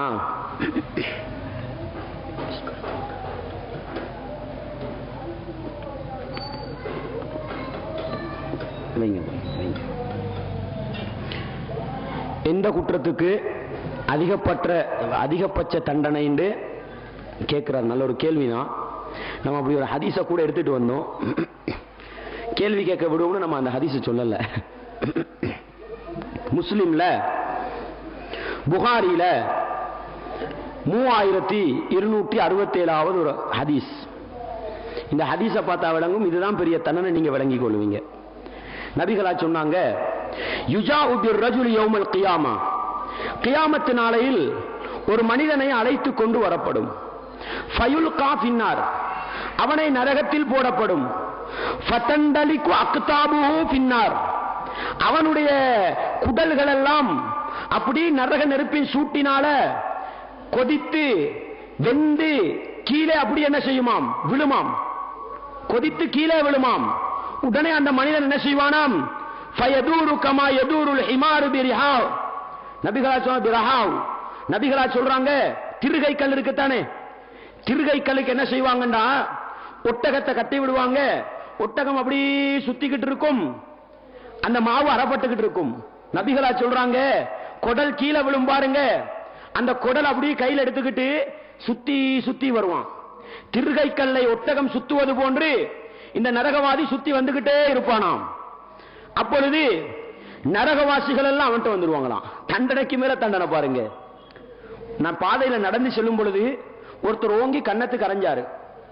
பெரிய கேவலம் தானே, பெரிய அவமானம் தானே. போற போக்குல 2 பேர் வந்து நல்லா வாங்கி கட்டினீங்களான்னு கேட்டா இப்படி இருக்கும். அடிச்சவனை கூட மறந்துடுவோம், இப்படி கேட்டவனை மறக்க மாட்டோம் நம்ம, அப்படித்தானே? மனுஷன் ஒரு இயல்பு இருக்குது. தண்டனைக்கு மேல் தண்டனை. மரத்துல விழுந்தவன மாடு குத்துற மாதிரி சொல்லுவாங்க பாருங்க. அடி வாங்கினதே பெரிய அவமானம், என்னைய பார்த்து நீ நக்கலா அடிக்கிறியான்னு கேட்போம். அது மாதிரிதான் இவருக்கு கிடைச்ச தண்டனையோ பெரிய தண்டனை. குடலெல்லாம் வெளியே கொட்டி கிடக்குது, அதை எடுத்து சுத்திக்கிட்டு இருக்கிறாரு. நரகவாசிகள் படுற தண்டனையெல்லாம் விட்டுட்டு இவன் தண்டனையை பார்த்தா அவங்களுக்கு தண்டனை மறந்துருமா, அப்படிதான் விளங்குது. நரகவாசிகள் எல்லாம் இவனை சூழ்ந்து வந்துகிட்டு வேடிக்கை பார்ப்பாங்களாம். இது என்ன பயங்கர தண்டனை உண்டா இருக்குது அப்படின்னு கேட்டாப்பாங்களாம். பார்த்தா தெரிஞ்ச மனுஷரே, நல்ல மனுஷரா இருக்கிறாரே அப்படின்னு கேட்பாராம். என்னப்பா நீங்க தானே இந்த மனுஷன், உனக்கு என்னப்பா நரகத்துல வேலை? நீதானே எனக்கு தொலை சொன்னாய், நீதானே எனக்கு நோன்பு பிடிக்க சொன்னாய், நீதானே எனக்கு நல்ல விஷயம் எல்லாம் சொன்னாய், நீ என்னப்பா நரகத்துக்கு வந்தாயின்னு கேட்பானா. அந்த மனிதன் சொல்லுவானாம், நீ சொல்வது மெய், நான் உனக்கு நல்லதை சொல்லி தந்தேன், ஆனால் நான் அந்த நல்லதை செய்யவில்லை. உனக்கு பாவத்தை எச்சரிக்கை செய்தேன், ஆனால் அந்த பாவத்தை நான் செய்பவனாக இருந்தேன். அதனாலதான் நரகவாசிகளே வேடிக்கை பார்க்கிற அளவுக்கு எனக்கு அல்லாஹ் தண்டனை தந்துட்டான். அல்லாஹு அக்பர். அல்லாஹ் என்னையும் உங்களையும் பாதுகாக்க வேண்டும். அல்லாஹ் என்னையும் உங்களையும் பாதுகாக்க வேண்டும். மக்களுக்கு நல்லதை சொல்லிக் கொடுக்கிறோம், எங்களிடத்தில் நல்லது இல்லையா? மக்களுக்கு பாவத்தை எச்சரிக்கை பண்ணுகிறோம், நாங்கள் பாவத்தை செய்கிறோமா? அல்லாஹ் பாதுகாக்கணுங்க. இந்த இடத்துல பேசுற நமக்கு அந்த ஒரு சோதனை வந்துடக்கூடாது, அந்த ஒரு சோதனை வந்துடக்கூடாது. குர்ஆனையும் ஹதீஸையும் அல்லாஹ் கையிலே தந்திருக்கிறான். நல்லதை எடுத்து சொல்லி பாவத்தை எச்சரிக்கை செய்ய வேண்டும் என்ற உணர்வையும் தந்திருக்கிறான். அதனால என்ன தெரியுமா செய்றோம்? ரமதானுடைய காலத்துல இரவு நேரத்துல நேரத்தை கழிச்சு ஆயிரக்கணக்கா சல்லிய செலவழிச்சு மார்க்கத்தை மக்களுக்கு கொடுக்கணும்னு பாடுபடுறோம். நமக்கிட்ட அந்த மார்க்கம் இல்லண்டா அல்லாஹ் பாதுகாக்கணும். இந்த தண்டனை தான் நமக்கு. சமூகத்தில் நடக்கிற சீதனம், சமூகத்தில் நடக்கிற வரதட்சணை, சமூகத்தில் நடக்கிற ஷிர்க்கு, சமூகத்தில் நடக்கிற பித்அத், வட்டி, அந்த பாவம் இந்த பாவம் எல்லாத்தையும் பேசுறோம். நம்ம அந்த பாவத்தை செஞ்சிட்டோம்டா அல்லாஹ் பாதுகாக்கணும். நரகவாசிகளே வேடிக்கை பார்க்கிற அளவுக்கு பெரிய தண்டனை யாருக்கு தான் இருக்குது? நல்லதை சொல்லிட்டு செய்யாதவே, பாவத்தை தடுத்துட்டு செய்யறவே. விளங்கிட்டுதா? இதுதான் நரகத்தில் கொடுக்கப்படுகிற பெரிய தண்டனை. புகாரியில் 3267வது செய்தியா பதிவு செய்யப்பட்டிருக்கு. அல்லாஹ் என்னையும் உங்களையும் பாதுகாக்கணும். எதையெல்லாம் மக்களுக்கு நல்லதுன்னு சொல்றோமோ அதை செய்யற பாக்கியத்தை தரணும். எதையெல்லாம் பாவம் என்று மக்களுக்கு தடுக்கிறோமோ அதை விட்டு தவிர்ந்து வாழ்கிற பாக்கியத்தை எனக்கும் உங்களுக்கும் அல்லாஹ் தந்துடணும். அந்த நரகத்தை விட்டு பாதுகாத்துறோம்.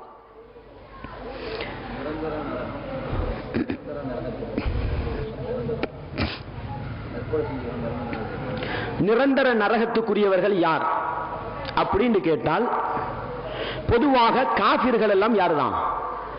கலிமாவை சொல்லாம மரணித்தவர்கள் எல்லாம் நிரந்தர நரகவாதிகள் தான். அதுக்கு அப்பால யாரெல்லாம் முஸ்லீமாக இருந்து கொண்டே வெளிப்படையாக ஷிர்க் செய்துவிட்டு போகிறார்களோ, ஷிர்க் செய்துவிட்டு யாரெல்லாம் தௌபா செய்யாமல் போகிறார்களோ அவர்களுக்கும் என்னதான்? நிரந்தர நரகம் தான். ஏன்? இன்னல்லாஹ லா யக்ஃபிரு அன் யுஷ்ரக பிஹி, அல்லாஹ்வுக்கு இணை வைப்பதை அல்லாஹ் ஒருபோதும் மன்னிப்பதில்லை. விளங்கிடுதா? அடுத்த கட்டம், மூமின்களில் முஸ்லிம்களில் அல்லாஹ்வை சரியாக நம்பியவர்களில் யாருக்காவது நிரந்தர நரகம் இருக்குதா என்று கேட்டா, யாரெல்லாம் தற்கொலை செய்து கொள்கிறார்களோ, யாரெல்லாம் தன்னைத்தானே அழித்துக் கொள்கிறார்களோ, தன்னைத்தானே மாய்த்துக் கொள்கிறார்களோ, தன்னைத்தானே கொலை செய்து கொள்கிறார்களோ அவர்களுக்கும் என்னதான்? நிரந்தர நரகம். ரசூலுல்லாஹி ஸல்லல்லாஹு அலைஹி வஸல்லம் காலத்துல ஒரு மனிதர் கையில் ஒரு வருத்தம் வந்துடுது. அந்த வருத்தத்தை தாங்க முடியாம கையை அப்படியே ஓங்கி வெட்டிக்கிட்டார். அவர் இரத்தம் தண்ணி. சிலருடைய ரத்தம் கட்டாது பாருங்க, சிலருக்கு ரத்தம் வந்தா நிக்காது. அது மாதிரி அந்த ரத்தம் தண்ணியாகின நோய், ரத்தம் எல்லாம் போய் அப்படியே பெய்த்து பெய்த்து பெய்த்து அவர் மரணிச்சிடுறார். நபிகளார் ஸல்லல்லாஹு அலைஹி வஸல்லம் சொன்னார்கள், அல்லாஹ் சொல்கிறானாம், பதரனி அபுதி பினஃப்ஸிஹி, நான் அவனுடைய உயிரை பறிப்பதற்கு முன்னால் அவனே அவனை மாய்த்து கொண்டான். ஃபக்கத் ஹர்ரம்து அலைஹில் ஜன்னா, அவனுக்கு நான் சுவனத்தை ஹராமாக்கி விட்டேன் என்று அல்லாஹ் சொல்வதாக நபிகளார் சொன்னாங்க. முஸ்லிம்ல வரக்கூடிய ஹதீஸ். எனவே தற்கொலை செஞ்சு கொண்டா, தன்னைத்தானே அழித்துக் கொண்டா என்ன மறுமையில சுவர்க்கத்தை எதிர்பார்க்க முடியாது. ரசூலுல்லாஹி ஸல்லல்லாஹு அலைஹி வஸல்லம் காலத்துல ஒரு யுத்தம் நடக்குது. இந்த ஹதீஸ் புகாரி முஸ்லிம் எல்லா கிதாபுகளும் வரும். ஒரு யுத்தம் நடக்குது. அந்த யுத்தத்துல சஹாபாக்களுடைய முஸ்லிம்களுடைய பக்கத்திலிருந்து ஒருத்தர் கடுமையாக யுத்தம் செய்கிறார். சஹாபாக்கள் சொல்றாங்க, அவருடைய வாளுக்கு முன்னால் எந்த தலையும் நிக்காது, அந்த அளவுக்கு விரோதிகளை கொண்டுகிட்டே போறார். இப்படி கொலை செஞ்சுக்கிட்டு போற மனிதரை பார்த்து ரசூலுல்லாஹ் சொல்றாங்க, நரகவாதியை பார்க்கணுமா, அந்த மனிதரை பாருன்னு சொன்னாங்க. அல்லாஹு அக்பர். சஹாபாக்களுக்கு ஆச்சரியமா போயிட்டு, என்னடா எங்களுக்காக யுத்தம் செய்யறாரு, இஸ்லாத்துக்காக யுத்தம் செய்யறாரு, இவரை போய் நபிகளார் நரகவாதின்னு சொல்றாங்களே அப்படின்னு சில சஹாபாக்கள் என்ன செய்யறாங்க, அவர் அப்படியே ஃபாலோ பண்ணிட்டு போன, இவர் என்ன தவறு செய்யறாரு, இவர் எங்க பிளவிடுறாருன்னு பார்த்துட்டு போறாங்க. அப்படி போற நேரத்துல யுத்த களத்துல இவர் மேல் ஒரு வாள் வெட்டு விழுகுது. அந்த வருத்தத்தை தாங்க முடியாம என்ன செய்யறாரு, கத்தி அப்படி புடி பக்கத்தை பூமியில குத்துறாரு. புடிய பூமியில குத்தி அந்த கத்திக்கு மேல படுத்து அப்படியே தற்கொலை செஞ்சு கொள்றார். சஹாபாக்கள் உடனே வந்து சொன்னாங்க, அல்லாஹ்வின் தூதரே, அவர் தன்னைத்தானே மாய்த்துக் கொண்டார். நபிகளா சொன்னார்கள், இன்னல்லாஹ லா யுஅய்யிது ஹாதா தீன் பிர்ரஜுலில் காஃபிர் பிர்ரஜுலில் ஃபாஜிர் பிர்ரஜுலில் ஃபாசிக் என்று சொன்னார்கள். அல்லாஹ் இந்த மார்க்கத்தை கெட்டவனை கொண்டும் காஃபிரை கொண்டும் பாவியை கொண்டும் என்ன செய்வான், பலப்படுத்துவான் என்று சொன்னார்கள். அந்த நிகழ்வுக்கு பின்னால தான் சொன்னாங்க. எனவே தற்கொலை செய்தவருக்கு என்ன, நிரந்தர நரகம். அடுத்தது நீங்க பாப்பீங்கன்னு சொன்னா, வமன் யக்துல் முஃமினன் முத்தஅம்மிதன் ஃபஜஸாஉஹு ஜஹன்னமு காலிதன் ஃபீஹா. அல்லாஹ் சொல்கிறான், யார் ஒரு முஃமினை, யார் ஒரு முஸ்லிமை வேண்டும் என்று கொலை செய்கிறாரோ அவர் நரகம் நுழைவார், அதில் நிரந்தரமாக இருப்பார். அல்லாஹ் அப்படி ஒரு விஷயத்தை சொல்றான். அல்லாஹ் இப்படி குர்ஆன்ல சொல்லிருக்கும் பொழுது நமக்கு என்ன சொல்லலாம், கொலையை பத்தி பேசும் பொழுது, கொலையை எச்சரிக்கை செய்யும் பொழுது, கொலை செய்யாதீங்கப்பா, அல்லாஹ் நிரந்தர நரகம் இருக்குதுன்னு சொல்றான்னு நமக்கு எச்சரிக்கை பண்ணலாம்.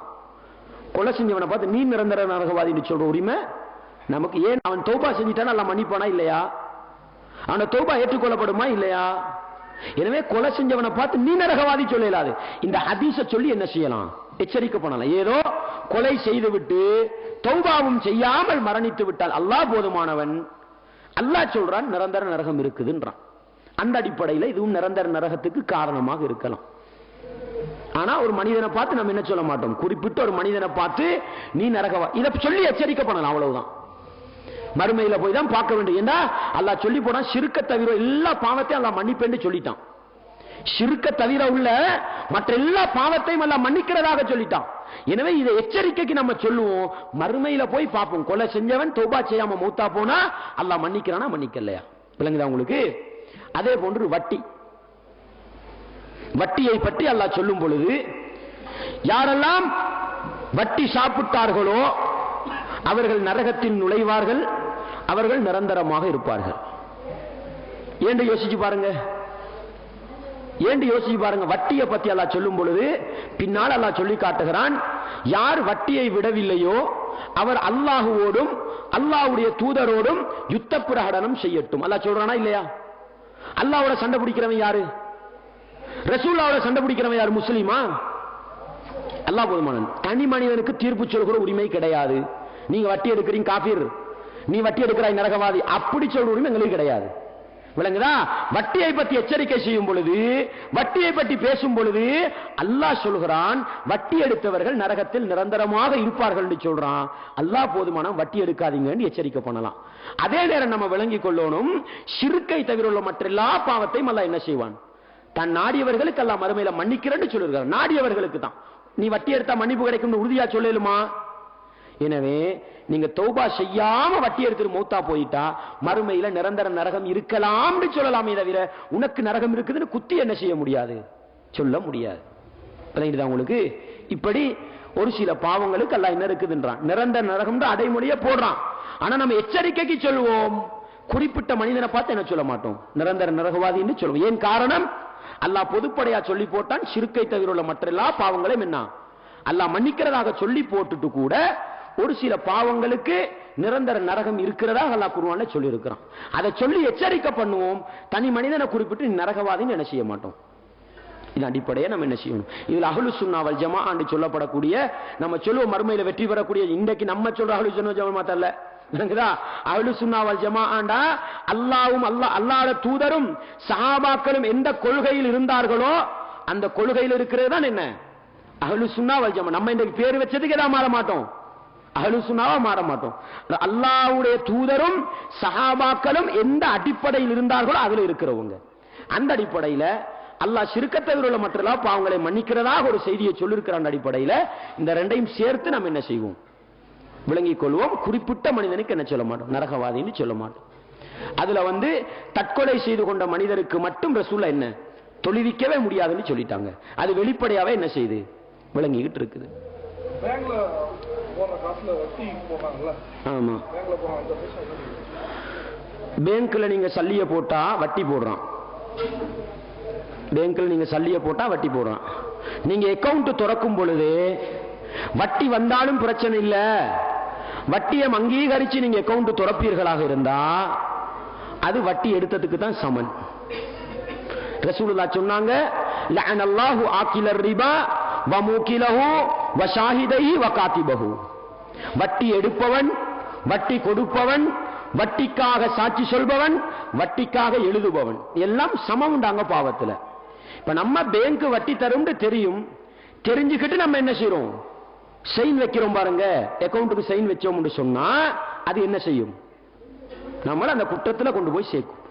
என்ன செய்யலாம், இன்றைக்கு ஏதோ அல்லாஹ்வுடைய பெரிய ஏற்பாடு, நல்ல மனிதனாக வாழ விரும்பினா அல்லாஹ் நல்ல ஏற்பாடுகளை செய்து தருவான். ஒரு காலத்துல வட்டி இல்லாம பேங்கோட தொடர்பு கொள்ளலான்னு இருந்தது. ஆனா இன்னைக்கு இலங்கை போன்ற நாடுகள்ல தாராளமாக இருக்குது. எல்லா பேங்க்லையும் நம்ம ஒரு லெட்டரை கொடுத்துட்டோம்னா என்ன செஞ்சிருவான், வட்டி போட மாட்டான், அல்லாஹ் வச்சிருக்கிறான். அது போன்ற நிலை இலங்கையில ஒரு சில பேங்க்ல இருக்கிறதாக சொன்னாங்க. அன்றைக்கு சொன்னாங்க அவங்க, இங்கேயும் இருக்கிறதாக சொன்னாங்க. நம்ம முடிவெடுக்கணும், நம்ம போய் பேசுவோம், மேனேஜரோட பேசுவோம். நம்ம வட்டி சாப்பிடுறது இல்லைங்க, நம்மளோட சல்லியை மட்டும் வைக்க முடியாம அக்கௌண்ட் திறக்கிறோம், இல்லைன்னா நம்ம அக்கௌண்ட்டை கேன்சல் பண்றோம். விளங்குதா உங்களுக்கு? இதோட தான் நம்ம ஒப்பந்தம் பண்ணணும். இது முதல் விஷயம். சரி, ஏதோ தெரியாத காலத்துல நம்ம என்ன செஞ்சிட்டோம், பேங்க்ல போட்டுட்டோம், வட்டி வந்துட்டுது. இப்ப நம்ம பேங்க் அக்கௌண்ட்டை கேன்சல் பண்ண போறோம். சல்லி எடுக்கும்போது வட்டி எடுக்கணும், என்ன செய்யறது, இதை எடுக்கலாமா? நம்ம வெளிப்படையாகவே ஒரு கடிதம் எழுதி கொடுக்கணும், இது எங்களுக்குள்ள சல்லி அல்ல. இலங்கையில் இந்த சுதந்திரத்தை தந்திருக்கிறாங்க. நம்ம கடிதம் கொடுத்தா அவன் என்ன செஞ்சிருவான், சல்லியை கூட நமக்கு தரமாட்டான், முதல்ல மட்டும் தந்துட்டு கேன்சல் பண்ணிட்டுருவோம். அப்படி ஒரு நிலைமை எல்லாம் வச்சிருக்கிறான். இங்கே அந்த ஏற்பாடுகள் என்ன பேசி பார்த்தால் இருக்கும், கதைத்து பார்த்தால் இருக்கும். அப்படி ஒரு சில பேங்க் இருக்கிறதாக சொல்றாரு, நீங்க அதோட தொடர்பு கொண்டு பாருங்க. சரி, அந்த பேங்க்ல இருக்கக்கூடிய வட்டி சல்லியை எடுக்கலாமா?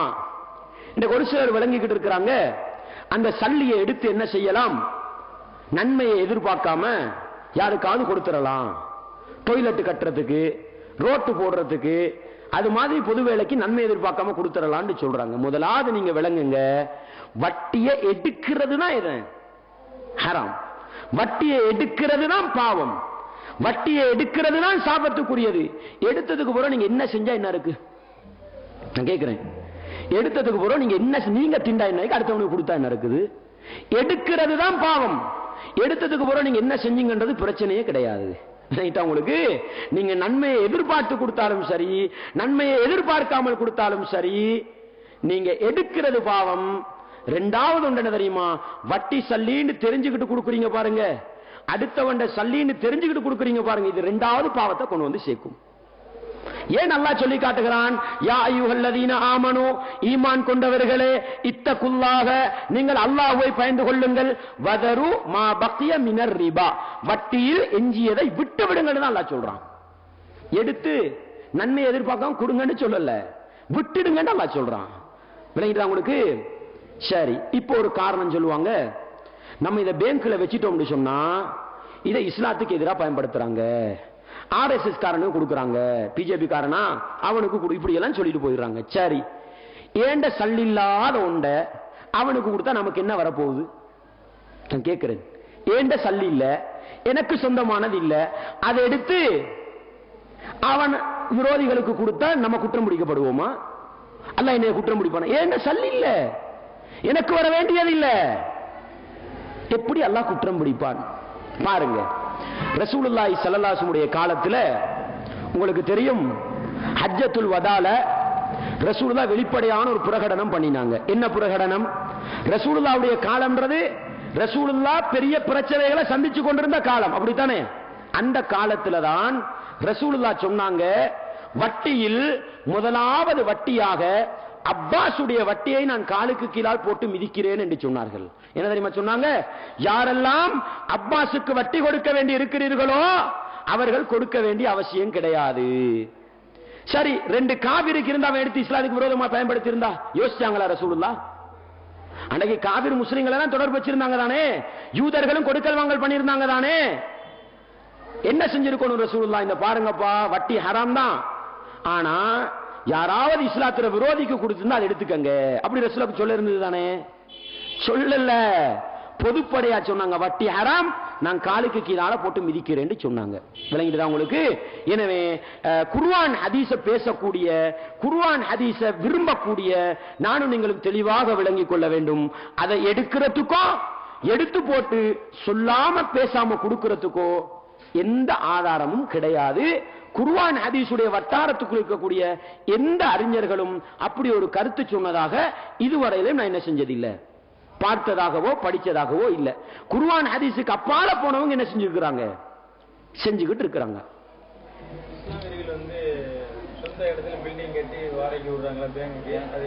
கூடாது. பேங்க்ன்றது சுத்தமா 100% வட்டியோடு சம்பந்தப்பட்ட இடம். அந்த இடத்துக்கு நம்மட இடத்தை என்ன செய்ய முடியாது, எந்த ஒரு அடிப்படையிலையும் வாடகைக்கு கொடுக்க முடியாது. விளங்கிட்டுதா? ஒரு சில அறிஞர்கள், ஒரு சில உலமாக்கள், ஒரு சில பத்துவாக்களை கொடுத்திருக்கிறாங்க. அதை தவறா விளங்கிக்கிட்டு, அதை பிரட்டி விளங்கிக்கிட்டு நம்ம என்ன செஞ்சிடக்கூடாது, மிஸ்யூஸ் பண்ணிக்கிட்டு வட்டியில கை வச்சிடக்கூடாது. ஒரு அறிஞர் வட்டி சம்பந்தமா ஒரு சில கருத்து சொல்றாருண்டா அவர் தெளிவாக சொல்லி இருப்பார். நல்லா பாருங்க, சிந்தனையோட பாருங்க. அவர் எங்கேயாவது வட்டிக்கு துணை போகலாம்னு சொல்றாரா, வட்டிக்கு உதவி செய்யலாம்னு சொல்றாரா, நல்லா பார்த்து போட்டு முடிவெடுங்க. ஏண்டா ஒரு சில ஃபத்வாக்களை முடிவுகளை பிழையா விளங்கிக்கிட்டு வெளிப்படையா வட்டியில் என்ன செய்யறாங்க, கையை வச்சுக்கிட்டு போயிடுறாங்க. நான் இந்த இடத்துல எனக்கு அடிச்சு சொல்லுகிறேன், குர்ஆன் ஹதீஸ் என்ற அடிப்படையில் பேசக்கூடிய எந்த அறிஞரும் வட்டிக்கு உதவி புரியலாம், வட்டிக்கு துணை போகலாம், பேங்க்ல இருக்கக்கூடிய அந்த வட்டி சல்லியை எடுத்து நன்மை எதிர்பார்க்கல கொடுக்கலாம் என்று குர்ஆன் ஹதீஸ் என்ற பேசிக்ல பேசக்கூடிய எந்த அறிஞரும் என்ன செய்யல, சொல்லல. அதை நம்ம இந்த இடத்துல என்ன செய்யறோம், வெளிப்படையாக சொல்லிக் கொள்கிறோம். சில அறிஞர்கள் சொன்ன கருத்துக்களை பிழையாக தவறாக விளங்கிக்கிட்டு என்ன செய்யக்கூடாது, நம்ம வட்டியில கை வச்சிடக்கூடாது.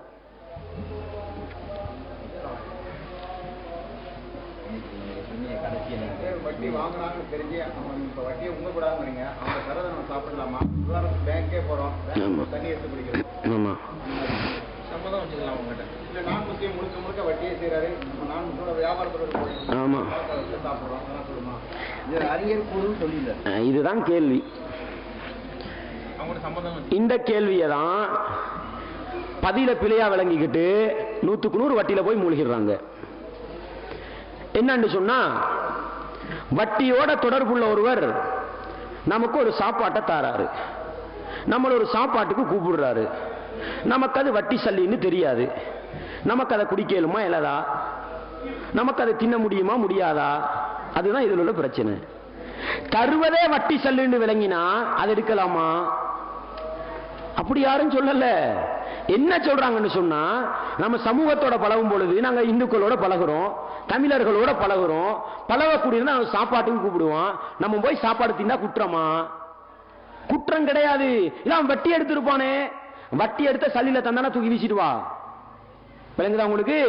100க்கு 100 வட்டி சல்லி என்று தெரிஞ்சாதான் நம்ம தூக்கி வீசணுமே தவிர நமக்கு தெரியாது. வட்டி எடுக்கிறவன் எல்லாம் கலந்து இருக்குது, நமக்கு தாரான்.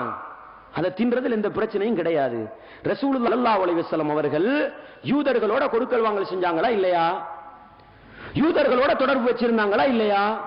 அல்லாஹ் சொல்கிறான், யூதர்கள் வட்டி எடுத்ததனால் சபிக்கப்பட்டார்கள். ரிபாண்டே அல்லாஹ் சொல்றான், யூதர்கள் வட்டி எடுத்ததனால சபிக்கப்பட்டாங்கன்றான். அந்த யூதர்களோட ரசூலா கொடுக்கல் வாங்கல் வச்சாங்களா இல்லையா? எந்த அளவுக்கு சொன்னா, ஹைபர் பூமியை ரசூலா வெற்றி கொள்றாங்க. ஹைபர் பூமி ரசூலுல்லாஹ்வுக்கு கிடைக்குது. கிடைச்ச போற ரசூல் என்ன தெரியுமா செய்றாங்க? அந்த ஹைபர் பூமியை அவங்கள்ட்டே கொடுத்தாங்க, நீங்களே வச்சுக்கங்க, இதுல பிசினஸ் பண்ணுங்க, வரக்கூடிய லாபத்தில் அரவாசியை தாங்கன்ட்டு வந்தாங்க ரசூலுல்லாஹ். அவன் வட்டி கொடுத்தானா நமக்கு தெரியுமா? தெரிஞ்சா தடுங்க. தெரியாதா? 100க்கு 100 தெரியாதா? அவன் வட்டி எடுத்திருக்கலாம், நமக்கு அது பிரச்சனை அல்ல. விளங்குதா உங்களுக்கு? நமக்கு வழி தெரியாத வரை நமக்கு என்ன செய்யலாம், எடுக்கலாம். அதையே திருப்பி கேளுங்களேன். ஒருத்தன் பொருளை களவெடுத்துட்டு வாரான், 10,000 ரூபாய் சல்லிய களவெடுத்துட்டு வாரான். அவன்கிட்ட பறிச்ச சல்லியப்பா உனக்கு தாரண்டு தந்தா எடுக்கலாமா? எடுக்க கூடாது. தெரியாது. இந்த அப்பா 10,000 சந்தோஷமா தாரன்னு தண்டு போனான். 1 வருஷம் 2 வருஷம் போன போற கேள்விப்படுது களவெடுத்த சல்லி குற்றம் பிடிக்கப்படுவோமா நம்ம? இதத்தான் அவர் சொல்றாரு. நம்ம என்ன செஞ்சுக்கிட்டு இருக்கிறோம்? பேரட்டி விளங்கிக்கிட்டு இருக்கிறோம். விளங்கிடுதா? எனவே ஒரு அறிஞர் சொல்லக்கூடிய செய்தியை திருப்பி திருப்பி திருப்பி போட்டு பாருங்க, திருப்பி திருப்பி போட்டு பாருங்க, நல்லா விளங்கும். இந்த பிரச்சனை இலங்கையில வந்தது. இலங்கையில ஒரு பத்திரிகையில அவரை விமர்சிச்சு எழுதி இருந்தாங்க. அந்த ஃபத்வாவை சொன்னவர ஃபத்வாவை போட்டு விமர்சிச்சு எழுதி இருந்தாங்க. அந்த பத்திரிகை நமக்கிட்ட கொண்டு வந்தாங்க. என்னன்னு சொன்னா, ஒருத்தர் விமர்சிச்சு எழுதிட்டாரு. காழ்ப்புணர்வுகள் எழுதுவாங்க பாருங்க. விமர்சிச்சு எழுதிய பிறகு நல்ல அந்த அவர கருத்தை எதிர்க்கக்கூடிய சில அறிஞர்களை அதை வாசிச்சு போட்டு, அவரும் இது கூடாதுன்னு தானேங்க சொல்றாங்க, அவரும் ஹராமுன்னு தானே சொல்றாரு, நீங்க ஏன் அவருக்கே எதிராக பதில கொடுத்து வச்சிருக்கிறீங்கன்னு கேட்ட பிறகு நம்ம இந்த இடத்துக்கு போனா அதே பத்திரிகையை தந்தாங்க. மூலமே நீங்களும் வாசிச்சு பாருங்க, இவர் வட்டி கூடும்னு சொல்றாரா, வட்டிக்கு சம்பந்தம் உள்ள இடத்துக்கு தண்ட பில்டினை கொடுக்கலும்னு சொல்றாரா? வாசிச்சு பார்த்தா நமக்கு அவர பதில் தெளிவா விளங்குது, கொடுக்க கூடாதுன்றது. நம்மளும் சொன்ன இந்த பதில் கொடுத்திருக்கிறது பிழைன்னு சொல்லிட்டு வந்தோம். எனவே ஒரு அறிஞர் சொல்லக்கூடிய கூற்றை நல்லா சிந்திச்சு பார்த்தா என்ன செய்யணும், முடிவெடுக்கணும். அந்த பொய்ஸ் பிடிச்சிக்கிட்டு ஓட்ட தேடிக்கிட்டு நம்ம என்ன செய்யக்கூடாது, வட்டியில போய் கை வச்சிடக்கூடாது. எனவே யாரெல்லாம் தண்ட வீடுகளை தண்ட கடைகளை வட்டி சம்பந்தப்பட்ட பேங்குக்கு கொடுக்கலாம்னு சொல்றாங்களோ, அதுக்கு அந்த அறிஞருடைய கூற்றுக்களை ஆதாரமாக காட்டுபவர்கள் அந்த அறிஞருடைய கூற்றை நன்றாக திருப்பி திருப்பி பாருங்க. சும்மா ஒரு மனிதன்ல பழிய போட்டு நம்ம என்ன செஞ்சிடக்கூடாது, நரகத்துக்கு போயிடக்கூடாது. பெருமானம் இருக்குதா? சொல்லுங்க. ஒரு கணக்கு வங்கி கணக்கு திறக்கிறதுக்காக போயிருந்தோம். ஆமா, நாங்க தெளிவா சொன்னோம், நாங்க வட்டி சம்பந்தப்பட்ட பரிவர்த்தனை செய்ய மாட்டோம். அப்போது அவங்க தனலட்சுமி பேங்க்ல நீங்க முதல்ல ஒரு பேப்பர்ல எழுதி கொடுத்துருங்க, எங்களுடைய அக்கௌண்ட் வந்து இன்ட்ரெஸ்ட் கலக்கக்கூடாது, இன்ட்ரெஸ்ட் ஃப்ரீ அக்கௌண்ட் நீங்க எழுதி கொடுத்துருங்க, உங்க கணக்குக்கு வட்டி வராதுன்னு சொல்லிட்டாங்க. அந்த பேங்க்ல பேர் என்ன? ஜனலட்சுமி.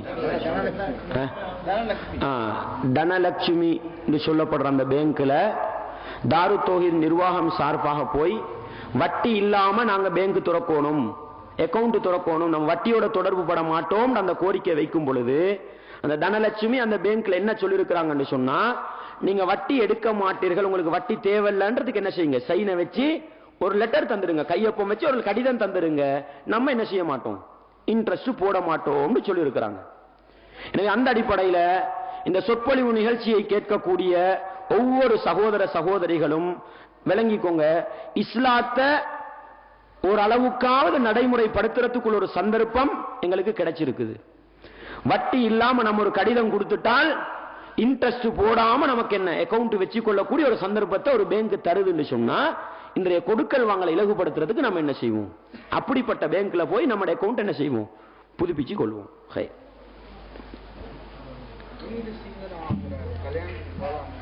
நம்ம அதெல்லாம் சொல்லிட்டோம், போகக்கூடாதுண்டு தெளிவா சொல்லிட்டோம். நம்ம இந்த இடத்துல பேசப்பட்ட சீடிகள் எல்லாம் பேச்சுக்கள் எல்லாம் வீடியோவா என்ன செய்யப்பட்டிருக்குது, பதிவு செய்யப்பட்டிருக்குது. சொன்ன பதிலே திருப்பி என்ன ரிப்பீட் பண்றதுக்கு நீங்க அந்த சீடியை வாங்கி பாத்தீங்கன்னா நம்ம தெளிவாகவே சொல்லுகிறோம்.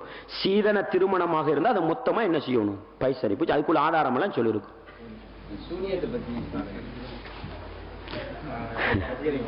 குருவான கொஞ்சம் தாங்க, அவசரமா எடுத்துட்டு வாங்க. நமக்கு பாடம் இருக்குது, அதை வாசிச்சு சொன்னா கொஞ்சம் தெளிவா விளங்கும். சரி, சூனியம் இருக்குதா அப்படின்னு ஒரு கேள்வியை கேட்கிறாங்க. அல்லாஹ் குர்ஆன்ல சூரத்துல் பக்கராவுடைய 102வது வசனம், சூரத்துல் பக்கராவுடைய 102வது வசனம், யாராவது போன் இருந்தா எடுத்தா நமக்கு தாங்க. சூரத்துல் பக்கராவுடைய 102வது வசனம், அந்த வசனம் தான் சூனியத்தோடு சம்பந்தப்படக்கூடிய வசனம். அல்லாஹ் எப்படி சொல்றான் பாருங்க. வத்தபஉ மா தத்லு ஷயாத்தீனு அலா முல்கி சுலைமான் வமா கஃபர சுலைமானு வலாக்கின்ன ஷயாத்தீன கஃபரு யுஅல்லிமூன الناس السحر யுஅல்லிமூன الناس السحر. அல்லாஹ் சொல்கிறான், அந்த சுலைமான் நபியுடைய காலத்தில் சூனியத்தை படித்துக் கொடுத்தவர்கள் சுலைமான் நபியுடைய காலத்தில் வத்தபஉ மா தத்லு ஷயாத்தீனு அலா முல்கி சுலைமான், ஷைத்தான்கள் எதையெல்லாம் சொல்லிக் கொடுத்ததோ அதைத்தான் அந்த சூனியக்காரர்கள் பின்பற்றினார்கள். இது முதலாவது பாயிண்ட். என்ன சொல்கிறான்? வத்தபஉ மா தத்லு ஷயாத்தீனு அலா முல்கி சுலைமான், சுலைமான் நபியுடைய ஆட்சி காலத்தில் ஷைத்தான் சொல்லிக் கொடுத்தவைகளை தான் அந்த சூனியக்காரர்கள் என்ன செய்தார்கள், பின்பற்றினார்கள். வமா கஃபர சுலைமானு வலாக்கின்ன ஷயாத்தீன கஃபரு யுஅல்லிமூன الناس السحر. சுலைமான் காபிராகவில்லை. சுலைமானுடைய காலத்தில் யார் சூனியத்தை படித்துக் கொடுத்தார்களோ அந்த ஷைத்தான்கள் தான் காபிர்களாக போன. விளங்குதா உங்களுக்கு? இது இரண்டாவது பாயிண்ட். அடுத்தது அல்லாஹ் சொல்லி காட்டுகிறான், வமா கஃபர சுலைமானு வலாக்கின்ன ஷயாத்தீன கஃபரு யுஅல்லிமூன الناس السحر வமா உன்சில அலல் மலக்கைனி பிபாபில ஹாரூத வமாரூத் வமா யுஅல்லிமானி மின் அஹதின் ஹத்தா யகூலா இன்னமா நஹ்னு ஃபித்னத்துன் ஃபலா தக்ஃபுர். அந்த ஹாரூத் மாரூத் என்று சொல்லப்படுகின்ற அந்த இரண்டு பேர் தான் என்ன செய்கிறார்கள், சூனியத்தை படிச்சு கொடுக்கிறாங்க.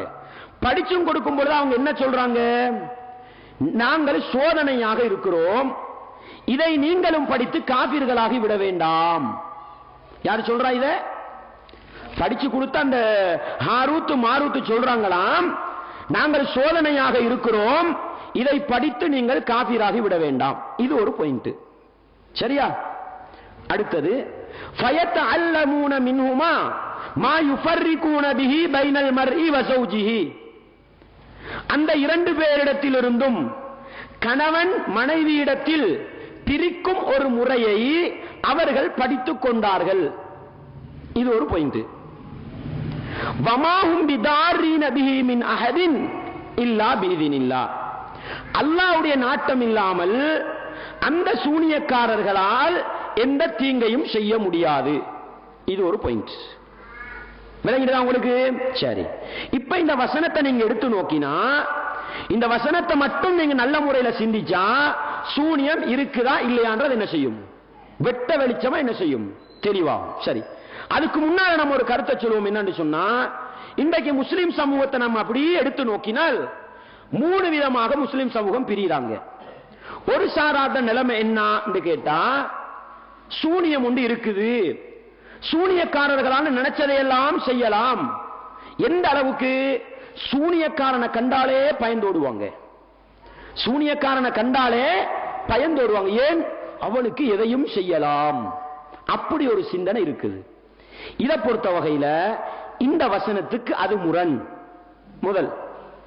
இரண்டாவது, சூனியம் ஒன்றே இல்ல, யாராவது சூனியம் ஒன்று இருக்குதுன்னு சொன்னா அவர் முஷ்ரிக்கா போயிருவாரு, அல்லாஹ்வுக்குள்ள அதிகாரத்தை சூனியக்காரனுக்கு கொடுத்தவனா போயிருவாரு. அப்படி ஒரு மொட்டையான ஒரு கருத்தை சொல்றாங்க. அது இந்த வசனத்தில் அல்லாஹ் சொல்கிற சூனியத்தை மறுத்த நிலையில் கொண்டு போய் விடும். மூன்றாவது ஒரு சாரார் இருக்கிறாங்க, சூனியம் ஒன்று இருக்குது, சூனியக்காரர்களும் இருக்கிறாங்க. சூனியம் எப்படி செய்யணும்ன்றத படிக்கிறதுக்கும் ஒரு சிலபஸ் இருக்குது. ஆனா அந்த சூனியக்காரன் செய்வினை செய்வான், அல்லாஹ்வுடைய நாட்டம் இல்லாமல் என்ன செய்யாது, அது பலிக்காதென்று சூனியத்தை மறுக்கல்ல, செய்வினை செய்யற முறையை மறுக்கல்ல, சூனியக்காரர்களை மறுக்கல்ல. எதை மறுக்கிறாரு? ஏற்படக்கூடிய தாக்கம் அல்லாஹ்வுடைய நாட்டம் இல்லாமல் பாதிப்பை ஏற்படுத்தாது. இப்படி நம்பின ஒரு கூட்டம் இருக்குது. விளங்குதா உங்களுக்கு?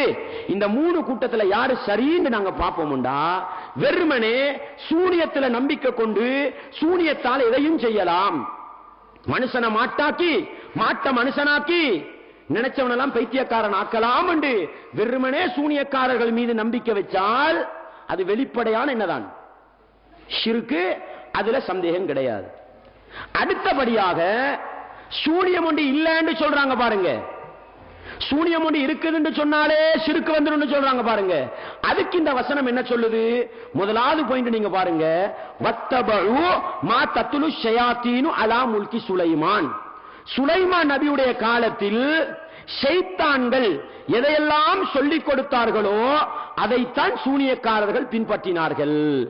யூதர்கள் நசாராக்களில் இருந்த சூனியக்காரர்கள் அதைத்தான் பின்பற்றினார்கள் அல்லாஹ் சொல்றான். அப்ப ஷைத்தான்கள் ஒன்றையுமே சொல்லி கொடுக்கலன்னு சொன்னா எப்படி பின்பற்றினாங்க? நான் கேட்கிறேன். அல்லாஹ் சொல்கிறான், ஷைத்தான்கள் என்னமோ ஒன்றை படிச்சு கொடுத்தது, அதைத்தான் பின்பற்றி சூனியம் செஞ்சாங்க. எனவே முதலாவது ஷைத்தான்கள்ட்ட இருந்து என்னமோ ஒன்றை படிச்சிருக்கிறாங்க. ரெண்டாவது அதை படிச்சு கொடுத்தது சூனியம் நம்ம எப்படி சொல்றோம்? ரெண்டாவது பகுதியை பாருங்க, வமா கஃபர சுலைமானு, சுலைமான் காபிராகவில்லை, வலாக்கின்ன ஷயாத்தீன கஃபரு யுஅல்லிமூன நாஸ சிஹ்ர, அவர்கள் மனிதர்களுக்கு சூனியத்தை படித்து கொடுத்து ஷைத்தான்கள் தான் காபிராகின. இது யார் சொல்ற செய்தி? இது அல்லாஹ் சொல்கிறான். சூனியம் உண்டு இல்ல உலகத்துல, சூனியம் செய்யறதுக்கும் ஒரு முறை இல்லைன்னா அல்லாஹ் இப்படி சொல்லுவானா? காபிராய் போயிட்டாங்கன்னு சொல்லலாமா? எனவே சூனியம் ஒன்று இருக்குது, அதை படிச்சு கொடுக்கிறதுக்கு ஒரு சிலபஸும் இருக்குது, அதை செஞ்சதனால ஷைத்தான்கள் காபிரா போனாங்க. இது இரண்டாவது கட்டம். சூனியம் ஒன்று இருக்குதுன்னு சொல்லுதா இல்லையா? சூனியத்துக்கு ஒரு சிலபஸ் இருக்குதுன்னு சொல்லுதா இல்லையா? அதை படிச்சவன் கொடுத்தவன் காபிரா போவான்னு சொல்லுதா இல்லையா? அப்ப அல்லாஹ் பொய்க்கு சொல்றானா? இத வீணா சொல்றானா அல்லாஹ் இத? சரி, அடுத்த கட்டம், வமா யுஅல்லிமானி மின் அஹதின். அந்த ஹாரூத் மாரூத் என்று சொல்றப்படுவங்க அவங்க தான் விசேடமா சூனியத்தை படிச்சு கொடுக்கறாங்க.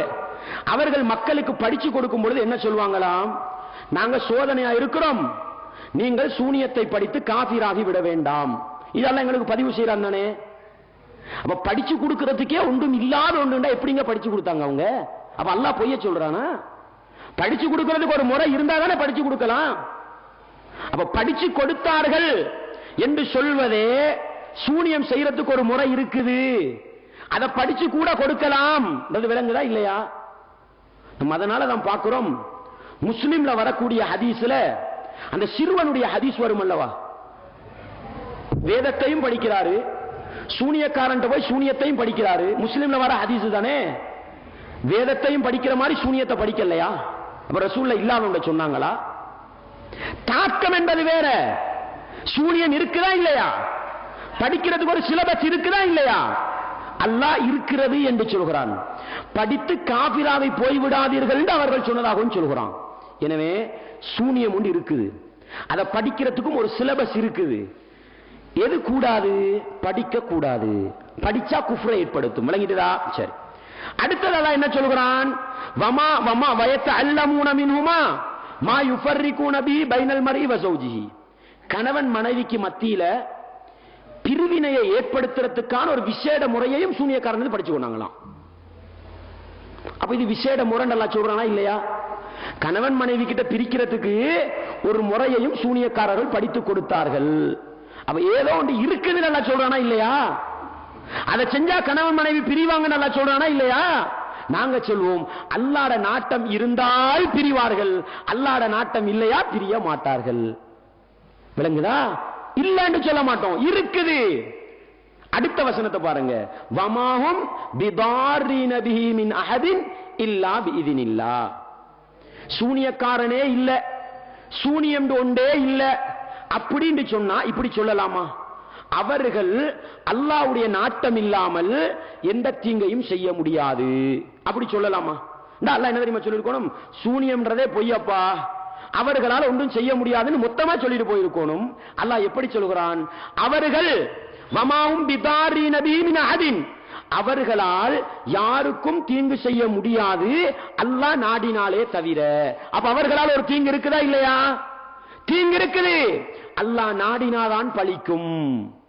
சூனியக்காரன் செய்வினை செய்வான், முடிச்சுக்களை போடுவான், என்னென்னமோ அட்டகாசம் பண்ணுவான். அல்லாஹ்வுடைய நாட்டம் இல்லாம என்ன செய்யாது? பலிக்காது. அப்ப அல்லாஹ் சூனியத்தை மறுத்தானா? சூனியக்காரர்களை மறுத்தானா? செய்வினை செய்யற அந்த முறையை மறுத்தானா? எதையும் மறுக்கவில்லை. அல்லாஹ் மறுப்பது எதை தெரியுமா? அவர்களால நேரடியா அட்டாக் பண்ணலாம், நேரடியா அவன் செய்யறத செய்வான். அல்லாஹ்வுடைய நாட்டமும் அவனுடைய செய்வினையும் நேர்பட்டா பலிக்கும். நம்ம எதுல தெரியுமா நாட்டத்தை போடணும்? சூனியக்காரன் இல்லையா? இல்ல, அல்லாஹ் நாடினது பழிச்சிருக்கப்ப உன்னால இல்லாது, அவ்வளவுதான். விளங்குதா உங்களுக்கு? எது ஷிர்க்கு? இப்படி விளக்கத்தோடு ஏற்றுக்கொள்வது ஷிர்க்கு கிடையாது, குஃப்ரும் கிடையாது. எது ஷிர்க்குன்னு சொன்னா, மனிதனுக்கு ஒரு பிரச்சனை வருது, மனிதனுக்கு ஒரு நெருக்கடி வருது, யார்ட நாட்டத்துல போடணும்? அல்லாஹ்வுடைய நாட்டத்துல வந்திருக்குதுன்னு சொல்லணும். அதை விட்டுட்டு கணவன் மனைவி 10 வருஷமா சந்தோஷமா வாழ்ந்தாங்களாம், திடீர்னு 2 பேருக்கு இடையில பிரச்சனையா? அல்லாஹ்வுடைய நாட்டத்துல போட்டு குர்ஆன் ஹதீஸ் சொன்ன ஓடல் சொன்னோம் அல்லவா, அது மாதிரி பிரச்சனைக்கு தீர்வு தேடாம எங்க தெரியுமா முடிவு போடுறாங்க? யாரோ சூனியம் வச்சிட்டான் அப்படி போடுறாங்க பாருங்க. அல்லாஹ்வுடைய நாட்டத்துல போடாம சூனியக்காரன்ல பலிய போடுறாங்க பாருங்க நேரடியா. இதுதான் ஷிர்க்கு. இன்றைக்கு முஸ்லிம்கள் செஞ்சுக்கிட்டு இருக்காங்க. ஒருத்தர் நல்லா பிசினஸ் பண்ணிக்கிட்டு இருக்கிறார், திடீர்னு டவுன் ஆகினார், திடீர்னு பொருளாதாரம் லொஸ்டா போயிட்டுது. உடனே அடுத்த வீட்டுக்காரன் சூனியம் வச்சிருப்பானோ, இல்லாட்டி அடுத்த கடைக்காரன் சூனியம் வச்சிருப்பானோ, இப்படி யோசிக்கிறோம் பாருங்க. இதுதான் ஷிர்க்கு. இதுதான் நம்ம எங்க போடணும்? அல்லாஹ் பொருளாதாரத்தை தந்தான், அல்லாஹ் எடுத்துக்கொண்டான், முடிஞ்சது. பொருளாதார வளர்க்கறதுக்கு இஸ்லாம் சொல்ற நடவடிக்கையை மேற்கொள்வோம். நம்ம நேரடியா சூனியக்காரர்களை போடுறோம் பாருங்க, இதுதான் ஷிர்க்கு. முடிஞ்சா ஒரு விஷயம். அடுத்த விஷயம் என்ன? இன்னொரு வேலையை செய்யறோம். சூனியம் முடிவெடுக்கிறது முதலாவது ஷிர்க்கு. இரண்டாவது ஷிர்க்கு என்ன தெரியுமா? ஓடோடி போறோம். எங்கட சமூகத்துல சூனியக்காரவங்க இருக்கிறாங்க பாருங்க, எங்கட சமூகத்துல மந்திரியக்காரவங்க இருக்கிறாங்க பாருங்க, அவங்கள்ட்ட போய் சொல்றோம், எனக்கும் கணவனுக்கும் இடையில திடீர்னு பிரச்சனை வந்திருக்குது, எங்களுக்கு யாரோ சூனியம் வச்சிருக்கிறாரு, நீங்க தான் கண்டுபிடிச்சு தரணும். சொல்றோமா இல்லையா? அல்லாஹ் இங்க என்ன சொல்கிறான்? அல்லாஹ்வுடைய நாட்டம் இல்லாமல் பலிக்காதுன்னு அல்லாஹ் சொல்றான். அல்லாஹ்வுடைய நாட்டத்தை இந்த சூனியக்காரனுக்கு விளங்கேலுமா? அல்லாஹ்வுடைய நாட்டத்தை இந்த சாத்திரக்காரனுக்கு விளங்கேலுமா? அல்லாஹ்வுடைய நாட்டத்தை இந்த குறி சொல்றவனுக்கு விளங்கேலுமா? அல்லாஹ் நாடினானா நாடலையான்னு தெரியாது அவனுக்கு. அவனுக்கிட்ட போய் கேட்கிறோம், எனக்கு சூனியம் வச்சிருக்கா இல்லையான்னு பார்த்து சொல்லுங்க. அப்ப மறைவான அறிவை, அல்லாஹ்வுக்குள்ள அறிவை மனிதனுக்கு கொடுத்து நாங்க என்ன செஞ்சுக்கிட்டு இருக்கிறோம்? இன்னொரு வழியில ஷிர்க்கு வச்சுக்கிட்டு இருக்கிறோம். விளங்குதா உங்களுக்கு? அடுத்த கட்டம், இந்த சூனியத்தை வெட்ட போறோம் பாருங்க, சூனியத்தை வெட்ட போறோம் பாருங்க. எப்படிங்க வெட்டுறது? அவங்க தேசிக்காருக்கு தானே, அந்த புளிக்கு மைக்கு என்ன சொல்லுவாங்க? எலுமிச்சம்பழம். அதை வெட்டினா சூனியம் போகுமா? நான் கேட்கிறேன். ஒரு மனுஷனுக்கு ஒரு பிரச்சனை வருது, ஒரு நெருக்கடி வருது, குர்ஆனை ஓதுறவரா இருக்கிறாரு, தொழுகிறவரா இருக்கிறாரு, தூங்கும் பொழுதும் குல்சூரா ஓதுறாரு, தொழுகைக்கு பின்னால ஓதுறாரு, சும்மா நேரத்தில் ஓதுறாரு, எதுக்குமே போகாத சூனியம் ஒரு எலுமிச்சம் பழத்தை வெட்டினதோட என்ன செஞ்சிருமா? ஓடிடுமா? இல்லாட்டி ஒரு முட்டையை கொடுப்பானுங்க, முட்டையை கொடுத்து எங்கேயோ வைக்கணும், அது சுத்துமா, முட்டை சுத்தினா அர்த்தம் சூனியம் வச்சிருக்குதான். இல்லாட்டி என்னமோ கொண்டு போய் கொடுப்பாங்க, ஒரு கிழமைக்கு உங்களோட அடுப்புக்கு புதைச்சி வைங்க, நாத்தம் வந்தா சூனியம், நாத்தம் வராட்டி சூனியம் இல்ல. அல்லாஹ்வுடைய நாட்டத்தை எப்படிங்க அறியலாம்? உங்களுக்கு முடியாது என்னும் போது அதை வெட்டலாமா? வெட்ட முடியாது. வெட்டினா அது இன்னொரு ஷிர்க். விளங்கிட்டா உங்களுக்கு? எனவே இதுதான் ஷிர்க்கே தவிர அல்லாஹ் அல் குர்ஆனிலே சொல்லுகின்ற ஷைத்தான்களிடத்தில் சூனியத்தை படித்த சூனியக்காரர்கள், ஷைத்தான்கள் படிச்சு கொடுத்த அந்த ஒரு சிலபஸ் இருக்கு தானே, இப்படித்தான் சூனியம் செய்யணும் ஒரு முறையை படிச்சு கொடுத்தாங்க தானே, அது சூனியக்காரர்கள் சூனியம் செய்வார்கள் என்பதையும் அல்லாஹ் மறுக்கல்ல. எதை மறுக்கிறான்? அல்லாஹ்வுடைய நாட்டம் இல்லாம பலிக்காது. ஒரு மூமினை பொறுத்தவரையில், ஒரு முஸ்லிமை பொறுத்தவரையில் சூனியக்காரன் போய் சொல்லலாம், உனக்கு சக்தி இருக்குதுன்னு சொல்றானே அப்பா, முடியும்னா என்ன கையை உடைச்சு பாரு. அவன் என்ன முடி எடுத்து நகத்தெடுத்து என்னமோ செஞ்சாண்டு வைங்களேன், கையை உடைஞ்சிச்சுது. ஒரு மூமின் என்ன சொல்லுவான், இன்றைக்கு கையோடையவனும் என்னை படைக்க முந்தி அல்லாஹ் எழுதிட்டான். அதுதான் நடந்திருக்குது. இதுதான் ஈமான்ன்றது. புரியுதா உங்களுக்கு? சரி, இன்னொரு விஷயம் இருக்குது. ரசூலுல்லாஹி ஸல்லல்லாஹு அலைஹி வஸல்லம் அவர்களுக்கு சூனியம் செய்யப்பட்ட அந்த செய்தி, நம்ம அந்த ஹதீஸை பத்தி பேச வரல. இதுல நான் மிக முக்கியமான ஒரு விஷயத்தை நான் உங்களுக்கு சொல்ல போறேன். என்னன்னு சொன்னா, நம்ம இப்ப இங்க ஒரு விஷயம் சொன்னோம், அல்லாஹ்வுடைய நாட்டத்தை அறிய முடியாத நானும் நீங்களும் சூனியத்தில் என்ன முடியாது, பழி போட முடியாது. இப்ப ரசூலுல்லாஹ்வுக்கு சூனியம் செஞ்சதா ரசூலா போட்டாங்களே, அப்படிதானே? நீங்க புகாரில வரக்கூடிய ஹதீஸ் எடுத்து பாருங்க. ஆயிஷா நாயகி சொல்லுவாங்க, ரசூலுல்லாஹி ஸல்லல்லாஹு அலைஹி வஸல்லம் அவர்கள் எனக்கிட்ட ஒரு பிரச்சனையை முறைப்பாடு செஞ்சாங்க. என்ன பிரச்சனை அது?